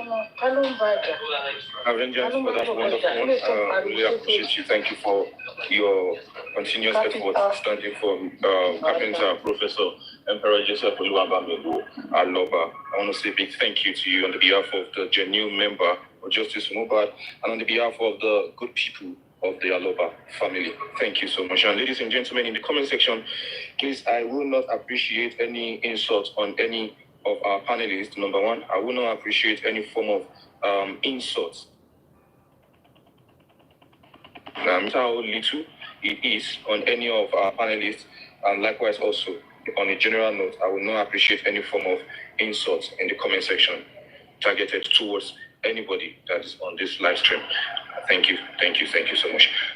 Let's go. Mommy Comfy, let's have you, ma. Mommy Comfy, let's have you. Thank you.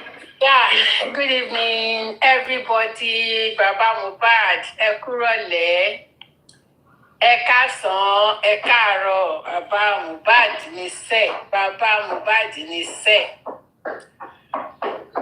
Everybody in the house, I greet everyone, all the commenters. Baba Mohbad, máa jó síbi tó wù ẹ́ lẹ́yìn. Ṣó ti yé yín? Baba Mohbad, ẹ di etí yín sí anything tó bá ń ṣẹlẹ̀ lórí ìkànnì yìí. Ṣó ti yé yín? Wọn tó bẹ́ẹ̀ tó bẹ́ẹ̀. Ẹ̀yin lẹ fo kóòdù yín bí Mohbad. Baba ńlá kú bàbá anybody. Baba ńlá kú bàbá anybody. Kò bá yín bí Mohbad. Nígbà tí Mohbad wà láyé, ó ń jẹ́ orúkọ kápẹ́ńtà Joseph Aloba Mohbad ló ń jẹ́. Ó tún kú náà, ó tún jẹ́ kápẹ́ńtà ìlérí olúwa Mohbad Aloba, nǹkan tó ń jẹ́ nìyẹn. So èmi ò wá rí bàbá ńlá kú bàbá anybody. Ó tẹ̀ máa ń pa mí lẹ́rìn táwọn kan ní bàbá Mohbad. Ṣé bàbá Mohbad tó bá ti ń gbọ́ tó ti ń sọ òyìnbó? Ẹ má dá wọn lóhùn o. Ṣó ti yé yín? Gímíkì ni wọ́n ń pè ní gimmicks. Ṣé ìlànà máa ní bàbá Mohbad? You need to go bury that boy. You need to go bury him. He needs to be buried because you cannot find anything. You don't. I think he will not get justice. I know that boy will not get justice. He needs to be buried. Ní bàbá lákù bàbá yín tó sọ fún yín pé Mohbad ò ní justice. Ta ló sọ fún yín pé Mohbad ò ní justice? Ṣé wọ́n tẹnu yín bọ̀ ni kí ni ti yín láti lè let me tell you wọ́n gbẹ̀ yín olórí burúkú ẹ̀yàn aláyé bàjẹ́ bàbá Mohbad ẹ má bínú bẹ́ẹ̀ mi ṣe ń sọ̀rọ̀ ṣó ti eyín wọ́n ti mọ̀ mí ṣó ti eyín ẹ̀yin ibi tó bá ti dàbí pé bóyá mo fẹ́ ṣe somehow ẹ bá mi di ẹ bá mi fi ọwọ́ cover etí yẹn ṣó ti eyín àti wọn bá ṣe múra wa ẹ jẹ́ kémi ṣe àjẹsàn torí pé ọmọ ẹran ló pọ̀ jù nínú gbogbo wọn. Ẹ gbàgbé pé wọ́n ń sòyìnbó ẹ gbàgbé báwọn 419 ṣe ń ṣe nìyẹn àwọn 419 tó máa wọ sí ṣó ti yé yín animals ni gbogbo wọn fẹ́ láti parí ó ní animal in human skin animal dey wear agbádá animal dey wear súùtù wọ́n ṣe ń ṣe nìyẹn most of àwọn tó wà lórí ìkànnì yìí ewúrẹ́ ni gbogbo wọn tàbí mo ṣe tàbí gbogbo wọn èmi dẹ̀ ti máa ń sọ olórí burúkú animal dey wear súùtù kọ́. àwọn tó ní burúkú ọláyé bàjẹ́ kan tẹ́ pé tó bá gbàdúrà rú yẹn fún wọn pé kán fi ọwọ́ wọn gbé ọmọ wọn sí wọ́n máa yẹrí ayin Kẹ́fí she can curse too much she curse too much wọ́n máa sọ wípé bàbá Mohbad ò wá justice wọ́n ní bàbá yẹn that father does not want justice he doesn't want justice for his son òyìnbó dẹ̀ wà nínú ilé bàbá Mohbad dẹ̀ ń pòyì káàkiri wọ́n ní kóòtù lẹ́yìn wa lọ wọ́n tún ti àjọ ni o á tún lọ jókòó wọ́n tún ní kòrónà tún ti bẹ̀rẹ̀ o ó tún ti débẹ̀ wọ́n tún ti ṣe ẹ̀yin olórí burúkú ẹ̀ wá jókòó sínú ilé yẹn ẹlòmíì máa wà lórí ọkọ ẹ̀ ẹlòmíì máa géèdì lórí ìyàwó ẹ̀ á dẹ̀ máa sọ fún yín wípé bàbá Mohbad kò fẹ́ justice ṣẹ́yìn lẹ́bi ni. Bàbá Mohbad sanṣíìtì yẹn ẹlòmíì àti ẹ̀tún máa ní sanṣíìtì.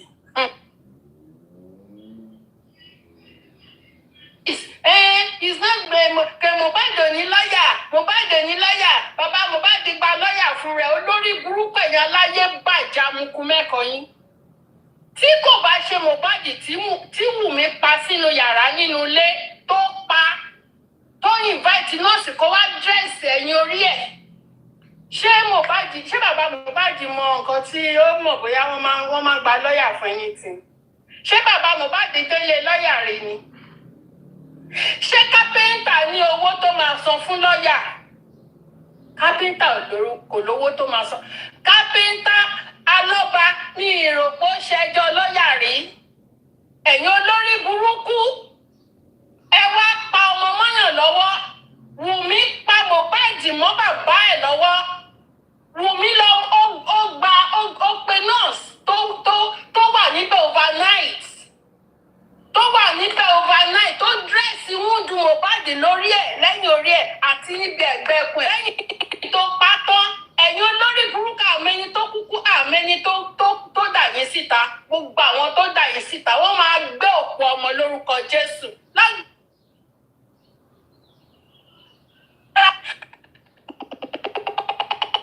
Gbogbo ẹ̀yin tẹ́ pé ẹ̀dà àwọn olórí burúkú tẹ́ ní pé kán máa fi òyìnbó kán máa fi tú kápẹ́ńtà lọ́ba jẹ lórí ìkànnì lórúkọ Jésù ẹ máa gbé òkú ọmọ sí lágbára ẹ̀jẹ̀ Jésù. Bẹ́ẹ̀ ni ó dẹ̀ ti rí bẹ́ẹ̀ kò ní yí padà láṣẹ ti Kristi. Ẹ wá máa ní bàbá yẹn o, ara ẹ̀ ló gba lọ́ọ̀yà fún o, ara ẹ̀ ló gbọ́ kò Mohbad ò ní lọ́ọ̀yà. Ẹ̀yin olórí burúkú ẹ̀yin máa ṣàǹfààní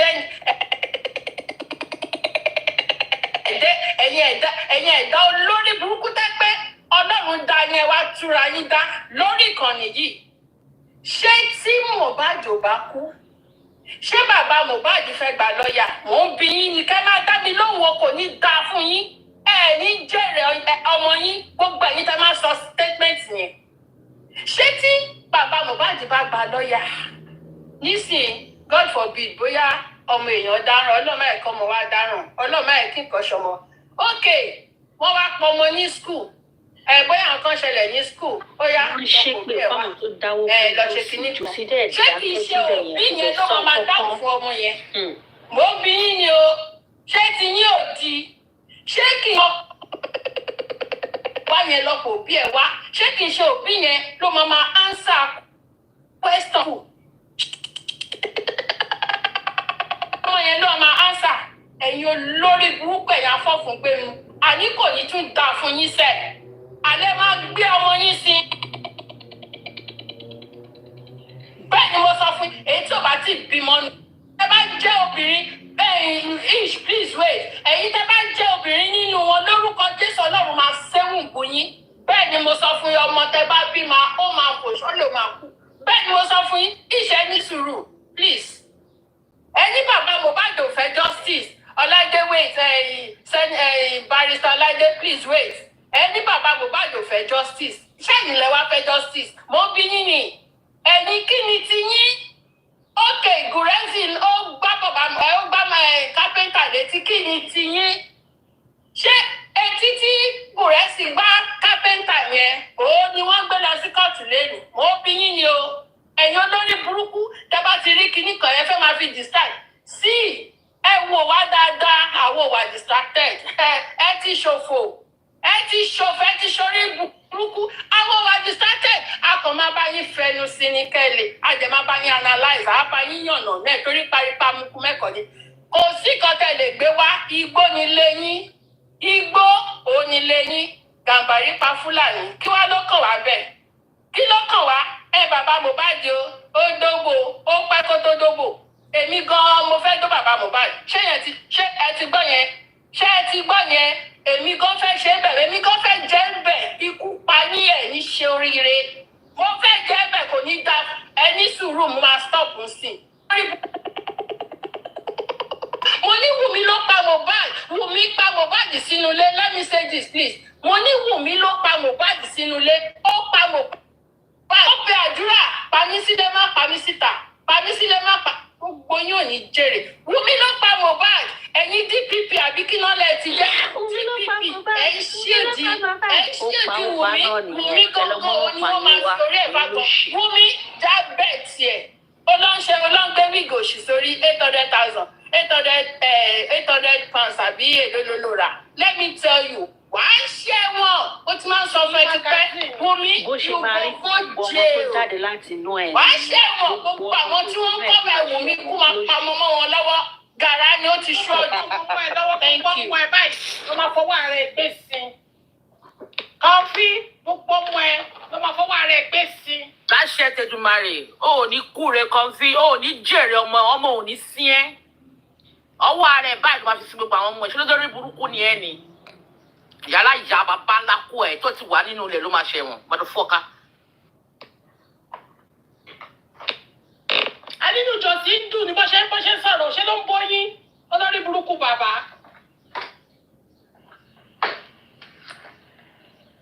bàbá bí jòsí kakó dárúkọ wò. a kàn ń sọ náà ni wípé ká má ṣe pé fáwọn ọmọ jòsí gbogbo nǹkan tí Kọfí sọ yẹn tó bá yẹ pé ẹjọ́ má bínú ẹjẹ sáré sọ̀rọ̀ jòsí ó wà níbẹ̀ yẹn òun rẹ́rìn wọ́n dẹ̀ ń ṣépè gbogbo nǹkan tí Kọfí sọ yẹn tó bá jẹ́ pé o ní láti pé níbẹ̀ wàá tó fojú sunkún ọmọ àwa ò kí ẹ̀ nǹkan tó bá fi lè mú ẹ̀ tó fi lè jókòó tó ń ṣépè bẹ́ẹ̀ yẹn ó dẹ̀ ń rẹ́rìn tọ́lọ́ bá sọ pé ó máa fojú sunkún ọmọ wàá tó fi súnlẹ̀ kejì kò sí nǹkan táyé fẹ́ sí lórí àwíṣẹ́ àkọ́kọ́ ọ̀hún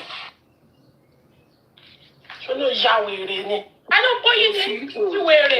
tọmọtọmọ fún oníkúrò gbogbo àwọn ọmọ ìbá wọn máa ṣọkún wọn máa dùn fún wọn lọ́wọ́ ni kò sí ètò máa jèrè nínú gbogbo wọn òkú ní gbogbo wọn máa dùn wọn lọ́wọ́ lágbára náà. a tún bẹ ṣe justice fọmọ mi kò dẹ̀sẹ̀ tó ti ẹ̀rí gbogbo bó ṣe sọ àti àwọn tó wà bẹ́ẹ̀ tó bẹ́ẹ̀ ṣáàṣì àtẹ̀tò rẹ̀ ní gbogbo ọlọ́mọ àfọwọ́rẹ́ báyìí ló máa fi gbé àwọn ọmọ sí ní kọ̀ọ̀kan wọn ò ní jèrè kọ̀ọ̀kan náà àwọn ọmọ alágbára náà wọn ò ní wo wọn máa fi ọmọ wọn pè ní pé nígbà táwọn wá sáyé àwọn náà bá wọn bímọ rẹ̀ ní gbogbo ní pátápátá ẹ̀ ní jèrè ọmọ yìí wọ́n ṣí èrè tí wọ́n ti gbèsè àti gbogbo àwọn olórí burúkú tẹ́jọ́ pé àwọn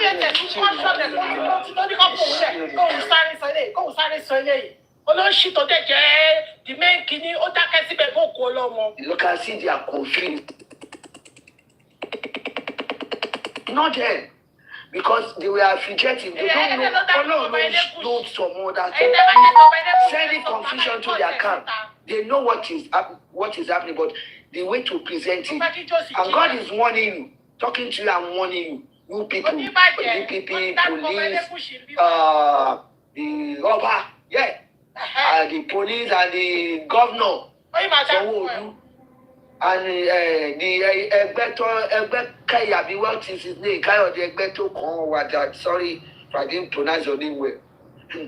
Nǹkan tó ń bọ̀ wá bá àti bàbá Tinubu sà, nǹkan tó ń bọ̀ wá bá orílẹ̀-èdè yẹn, especially Yorùbá race, ní kò sẹ́ni tó máa wò tán o, ẹ má jẹ́ sọ fún yín, àmì ẹ má jẹ́ parọ́ fún yín. Now, if Baba Kayode Egbetokun, if you are the one, if it's an Hausa man to be on top your position now, what is justice for Mohbad Tipe? Hausa will never betray their own. They will say the truth. It doesn't matter, but they will do the truth. They will say the truth. Iṣẹ́ Ọlọ́run ni wọ́n tẹ ẹ̀jẹ̀ iṣẹ́ Ọlọ́run ọ̀tẹ̀ ẹ̀jẹ̀ Mohbad mọ́lẹ̀ iṣẹ́ ọjọ́ kẹfà gbogbo wa àtẹ̀yìn ọlọ́pàá àtàwọn ọmọ yín àti gbogbo yín àti gọ́vnọ̀ especially Yorùbá race. I'm just very shameful pé mo jẹ́ Yorùbá. Honestly, Igbo too will not do the same with Igbo, but why is it so? Àsìkò yóò ta o bàbá Ẹgbẹ́tókun whatever. Ìdájọ́ Ọlọ́run bọ̀ àti gọ́vnọ̀ because the ọba is your friend or whoever, don't care. Ẹ ṣe Ọlọ́run ẹ̀kọ́ lè lọ́kù tẹ́lẹ̀ mọ́ owó ìgbà àwọn tó ń ju bọ́ǹbù àwọn tó wà bẹ́ẹ̀ mọ̀ pé àwọn máa lo wọn lọ náà ni. You understand? Ẹni ẹ fẹ́ cover up wọ́n pa ọmọ ọlọ́mọ sínú ilé mi páyẹ̀ àtàwọn 15 ẹ̀dẹ̀ wá ń dalé ayé láàmú ẹ̀rù pé ẹ̀ ń dì sí ẹdẹ yà lọ ṣètò tọ́ tó yẹ. In the north the other time the lady stabbed the husband oku ó tún lóyún wọ́n ṣe wà ní influential people. They are talk to the mother, to the lady and the father. They are talk people now. To be PDP chairman, the father of that guy tí wọ́n pa ẹ̀. Marriage, you need to change your ways. You can see all this Yoruba lying. Baba lọ gbé èèyàn kan, Baba lọ gbé whatever. Is that what kill Mohbad? Is that the justice we want? No. We are not stopping. We are not backing down. Ain't no stopping us now. We are on the move to justice for Mohbad. Chairman, máa ṣe tí lọ ṣe tọ́lọ́run. Wọ́n bàbá, God is with you. And you have said it, carpenter, interwoven nínú Bíbélì. Ó rí bẹ́ẹ̀. General Manager náà ti sọ fún yín pé ó ní Jésù kejì. Àwọn ò mọ̀ pé ìbínú Ọlọ́run á fi ṣe ìgbédìde àti ìṣubú lórílẹ̀‐èdè Nàìjíríà, especially Yorùbá. Ní ìmáwọn Haúsá, ní ìmáwọn àwọn yòókù mọ̀ Ìgbò. Ìkànnì ẹ̀ ń jẹ́ orúkọ Yorùbá, Sanwó-Olú náà ń jẹ́ orúkọ Yorùbá. Àwọn ọba náà orúkọ Yorùbá ló ń jẹ́. If you are the one Elegushi, because of the petition, I can mention your name. Ẹ tọ́ mi, ẹ fẹ́ mi náà ní 2 minutes. Okay, give me 2. Okay. Mo ti dárúkọ rẹ̀ dì. Àwa ti gbé. All right, okay. Okay, I will check. Okay. So anyway, I'm just talking to the Yoruba race, those ones. Èèyàn náà ni wọ́n, èèyàn ní gbogbo wa. Ṣùgbọ́n Ọlọ́run mọ̀ mọ́ gbé sípò ẹ lò dáadáa. Ẹ wá justice, ẹ ní bẹ̀rù Ọlọ́run. Kẹ̀dẹ̀ nífẹ̀ẹ́ ọmọlàkejì. Bẹ́ẹ̀ ṣe fẹ́ràn ara yín tẹ fẹ́ràn ọmọ yín. Ẹ nífẹ̀ẹ́ bàbá yìí. Ẹ wò ó, ẹ má wò bẹ́ẹ̀ bẹ̀rù Ọlọ́run kẹ́ nífẹ̀ẹ́ Ọlọ́run náà. So give him the justice, please. Thank you. I'm not going to say more than this. Thank you so much. Stop commenting. Don't get my son. Don't tell me what to appreciate you. Don't tell me that. Mi lọ ẹjọ́ play ti Mr. Paitayo, ó ti fẹ́ bẹ̀ẹ́ ti fẹ́ tán. Ìṣe ọ̀kan náà lóyún màá sọ̀rọ̀ lẹ́yìn ó dẹ̀ parí.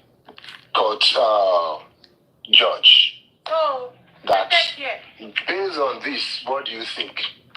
We don't think there's anything we can do here. We cannot really prosecute.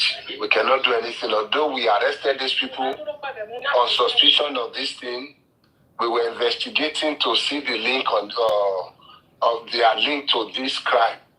But as it stands right now, there's nothing we can do. What do you think, sir? Omar?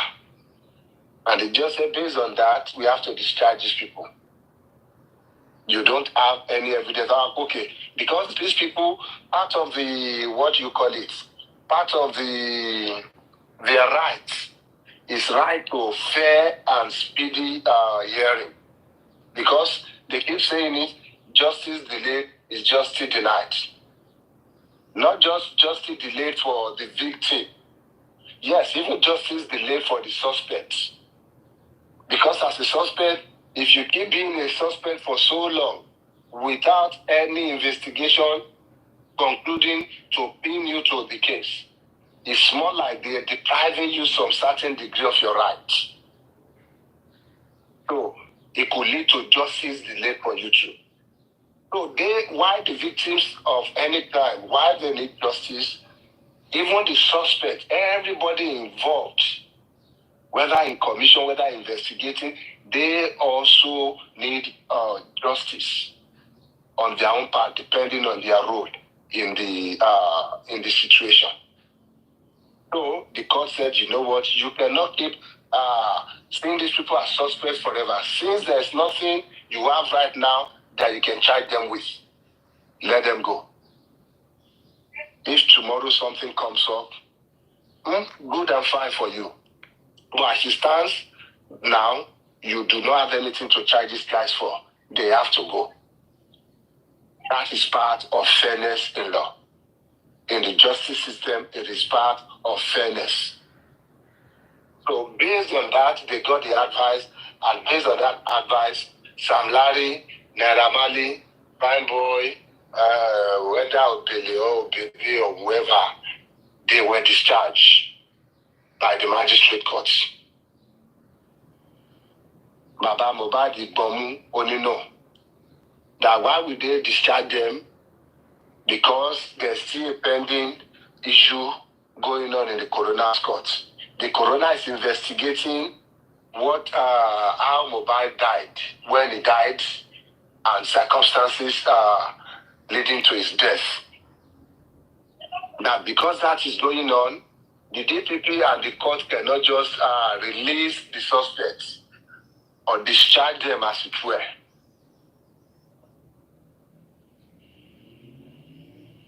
So yes, we can read the updates. Let me grab my second phone. I can read the update, but I want to give people the background of the story so that, because by the time we start reading, I know there will be a lot of semantics there that will throw some people off. So by the time I give lay some foundation to it, it will be easy for everybody and anybody to follow the story. So based on that, Baba took case to court. They say no, it will be miscarriage of justice if you're preempting the coroner's inquest by releasing people that they are not guilty or they are not involved in the death of this boy. That will be like you're preempting. It's like you're guiding the coroner inquest, like how only you are. Can you look somewhere else for your evidence or for your guilty fellows, if I thought they are guilty people here. So I think the court today, they now had the opportunity. They took the case to court, and you know our court system. They will file the application. They will they will depose to some oaths and things like that.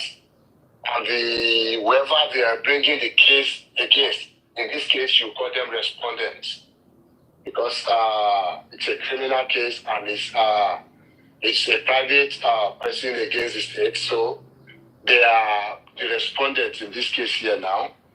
They will also file their own counter affidavit, counter application if they have, or any motion. They will do all that. They will continue doing all that. There will be some back and forth in the background. But today was for listening to arguments. They had to come. They went to the court today, or maybe two or yesterday in some people's place now. Each side arguing their case. That this is why I'm saying these people have no legal standing. These people, whatever they have done, is going to lead to injustice. And the state, they responded as the DPP. I think the police was the police is also part of the respondent too. And I don't know who else. They will also make their own argument that, you know what, this man doesn't know what he's saying.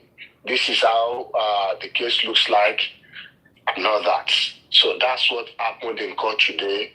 I think China's TV was there to, or they had their reporter there to cover the event, and they wrote a story about it. And Hello Joko, one can Joko le King Kafni.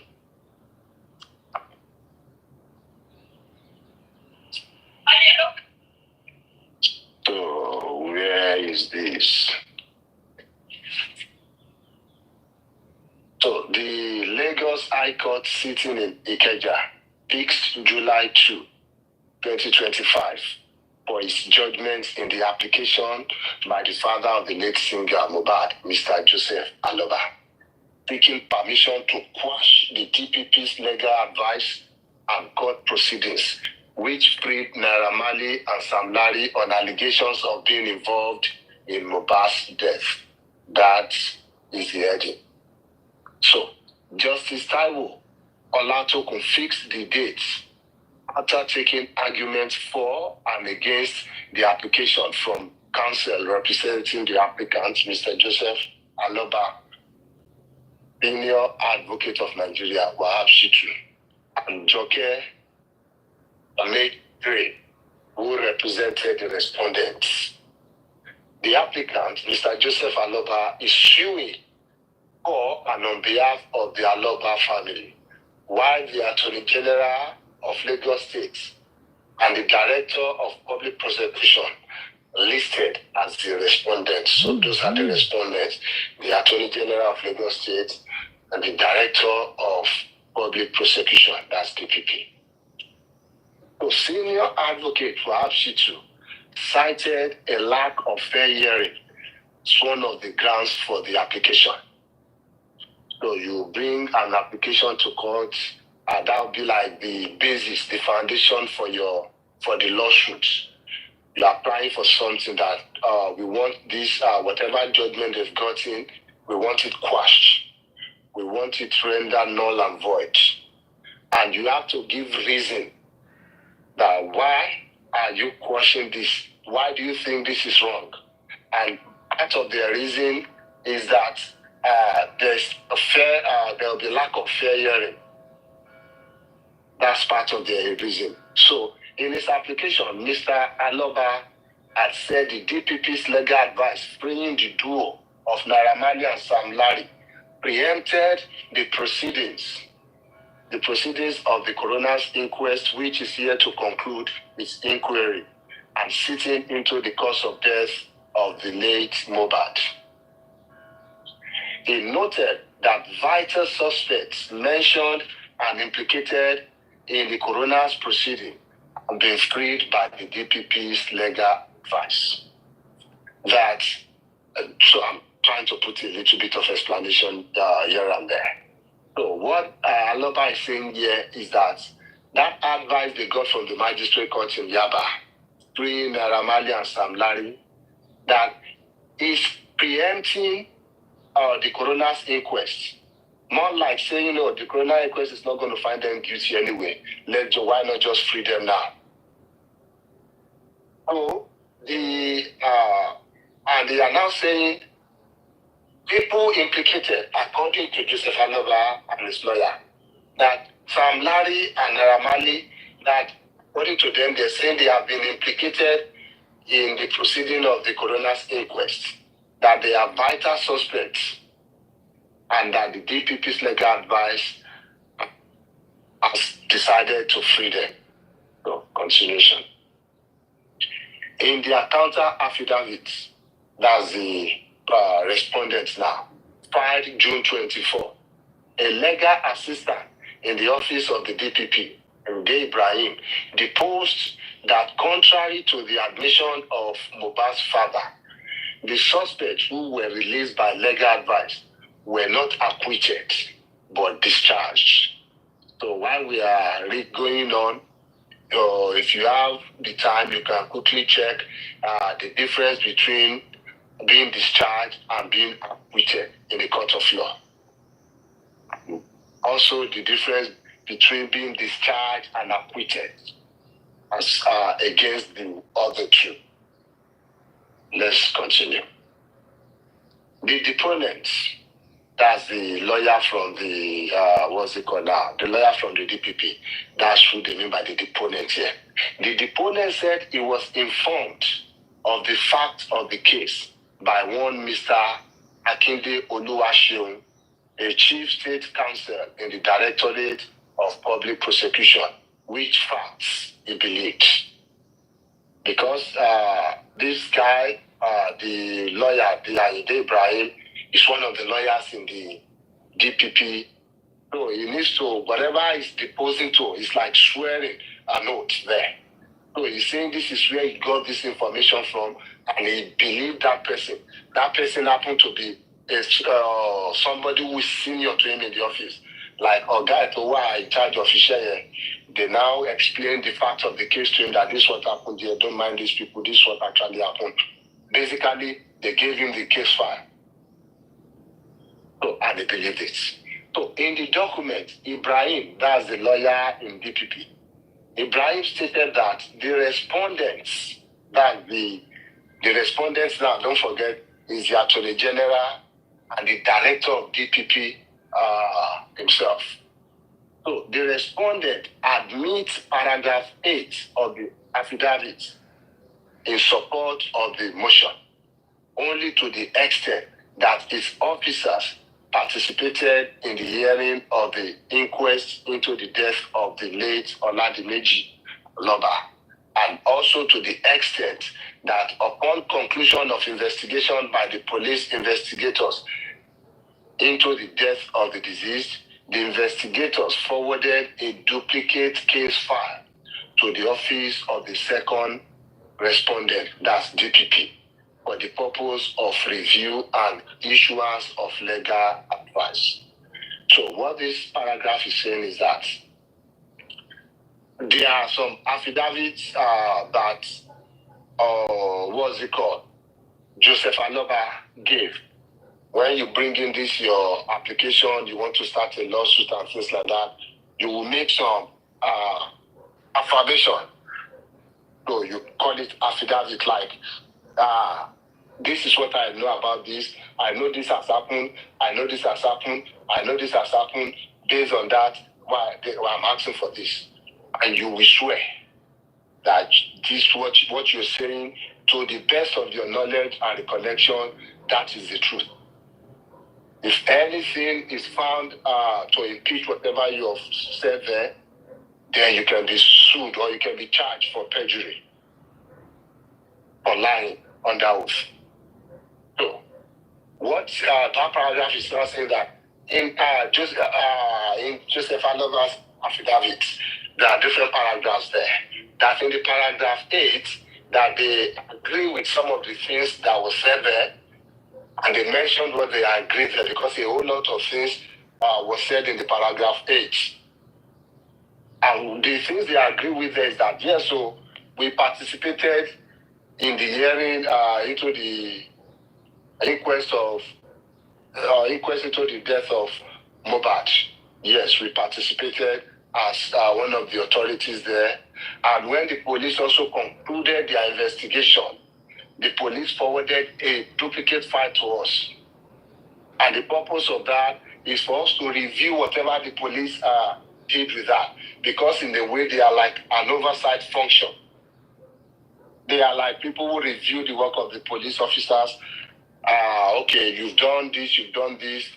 Are these things lawful? Can we take it to court and get anything out of it? So they send this duplicate file to DPP for legal advice and for review. And they agree that, yes, we know about this one's true. So, the next paragraph. Contrary to the deposition in paragraph 4, and generally in the applicant's affidavits, the suspects who were released by the second respondent's legal advice were not acquitted, but only discharged. It's reaffirming that here that these people, they were not acquitted though. Not only discharged, they discharged them all. So the respondents deny the deposition in paragraph 7 of the applicant's affidavit. So basically, what they're doing as part of the argument in court is that putting on in whatever Joseph Aloba said, now in bring case come. That this and this and this and this are what she believes in. So the job of the opposition, in this case, the Attorney General of Lagos State and the Director of Public Prosecution, their job then is to put holes in that story. Now, you said here in paragraph 1, no, this is how it should look like. That is their job. If they are able to successfully puncture their story, then there won't be any case. That is the point of all this back and forth. So, the respondent now is not denying. It denies the deposition in paragraph 7 of the applicant's affidavit in support. As the presiding coroner is here to pronounce a verdict which implicates the release of suspects. So this 1 year is heavy, if only you understand what is there. So it's now putting it back because the basis, one of the bases of the case of Joseph Aloba here, one of the, I'm not really looking at comment section, so if there's something I really need to attend to there, somebody might have to unmute and let me know. But let me just finish the reading, and I know I'm doing too much of explanation in the middle, but let me just land. So what that paragraph is saying is that Joseph Aloba's, one of the foundation of his case is that the coroner, some people have been implicated in the coroner's proceeding. If you were following my reading, it was maybe in the second or third paragraph that I read, that why would the legal advice release these people when they have been implicated in whatever was going on in the coroner inquest? Now, the DPP and the Attorney General, they're now putting it back to that the coroner magistrate has not, whoever is presiding over, has not pronounced any verdict that these people we have released or they are implicated. That why are you now implicating them by your own words? Why are we going to keep them suspects forever when up until this moment they have not been implicated? The coroner judge has not pronounced that this person hold on title, say this person and then do this thing. That on what basis should we now continue to label them as suspects? That is essentially what that paragraph is saying. So while asking the court to dismiss Mr.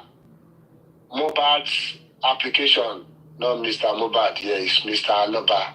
Mohbad, the local application. So while asking the court to dismiss I'm going to replace the Mohbad with Aloba, Mr. Aloba's application in the interest of justice, the respondents traced the process of obtaining the DPP's legal advice, the role of the DPP, the kind of information, notably the criminal case file, which the DPP, neither the coroner nor the applicant had access to, concluded that there was no fact disclosed which linked Naira Marley, Sam Larry, Prime Boy, and Okpere Babatunde directly or remotely to the death of Mohbad, a situation which formed the basis of the DPP's advice, freeing them. Yes, I know this one is loaded, this paragraph. So what this paragraph is saying is that the lawyer is saying why the DPP got this legal advice, why they went to court for this legal advice. That is because of the case file, the criminal case file, that the police, the investigating officers forwarded to them. They are now pointing to it that the DPP, they have this case file. They are now saying the coroner inquest or the applicant, that Joseph Aloba and his lawyer, that they do not have access to this file. That why, how, or on earth, or based on what they say, whatever they have done, some people have investigated this issue. Authorities have investigated this issue. They have forwarded their case file to us. You don't have it. Even the coroner magistrate, it doesn't have the the case file. And that it was the case file they based their legal advice on to free these people, discharging them. That is the basis. There is not like they have any other special interest, that they're only working with the facts available to them.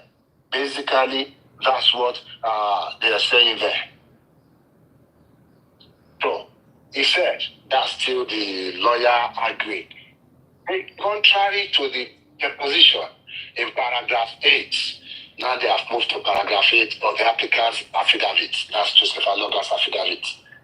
They said Oluwaseun Akinde Esquire, from his experience as co-counsel, knows as a fact that the police is bound to send the duplicate case file to the respondents in any case file in which a prima facie case of an offense payable by information is disclosed, such as the one under reference is disclosed.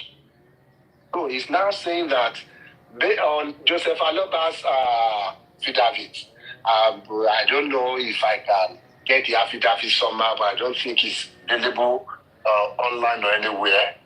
So basically, I can infer from whatever has been said in this paragraph now that in Joseph Aloba's affidavit, a paragraph there, paragraph 8, is saying that why is the case file forwarded to the DPP and the Attorney General? So it's now putting it to them that it is a non-fact that the police is bound. Bound there means bound by law. They have the obligation to send the duplicate case file Yes, maybe not the case file itself. The original case file will still be with the police, but they have to duplicate whatever, the document, everything they've done, duplicate it, send it to the DPP.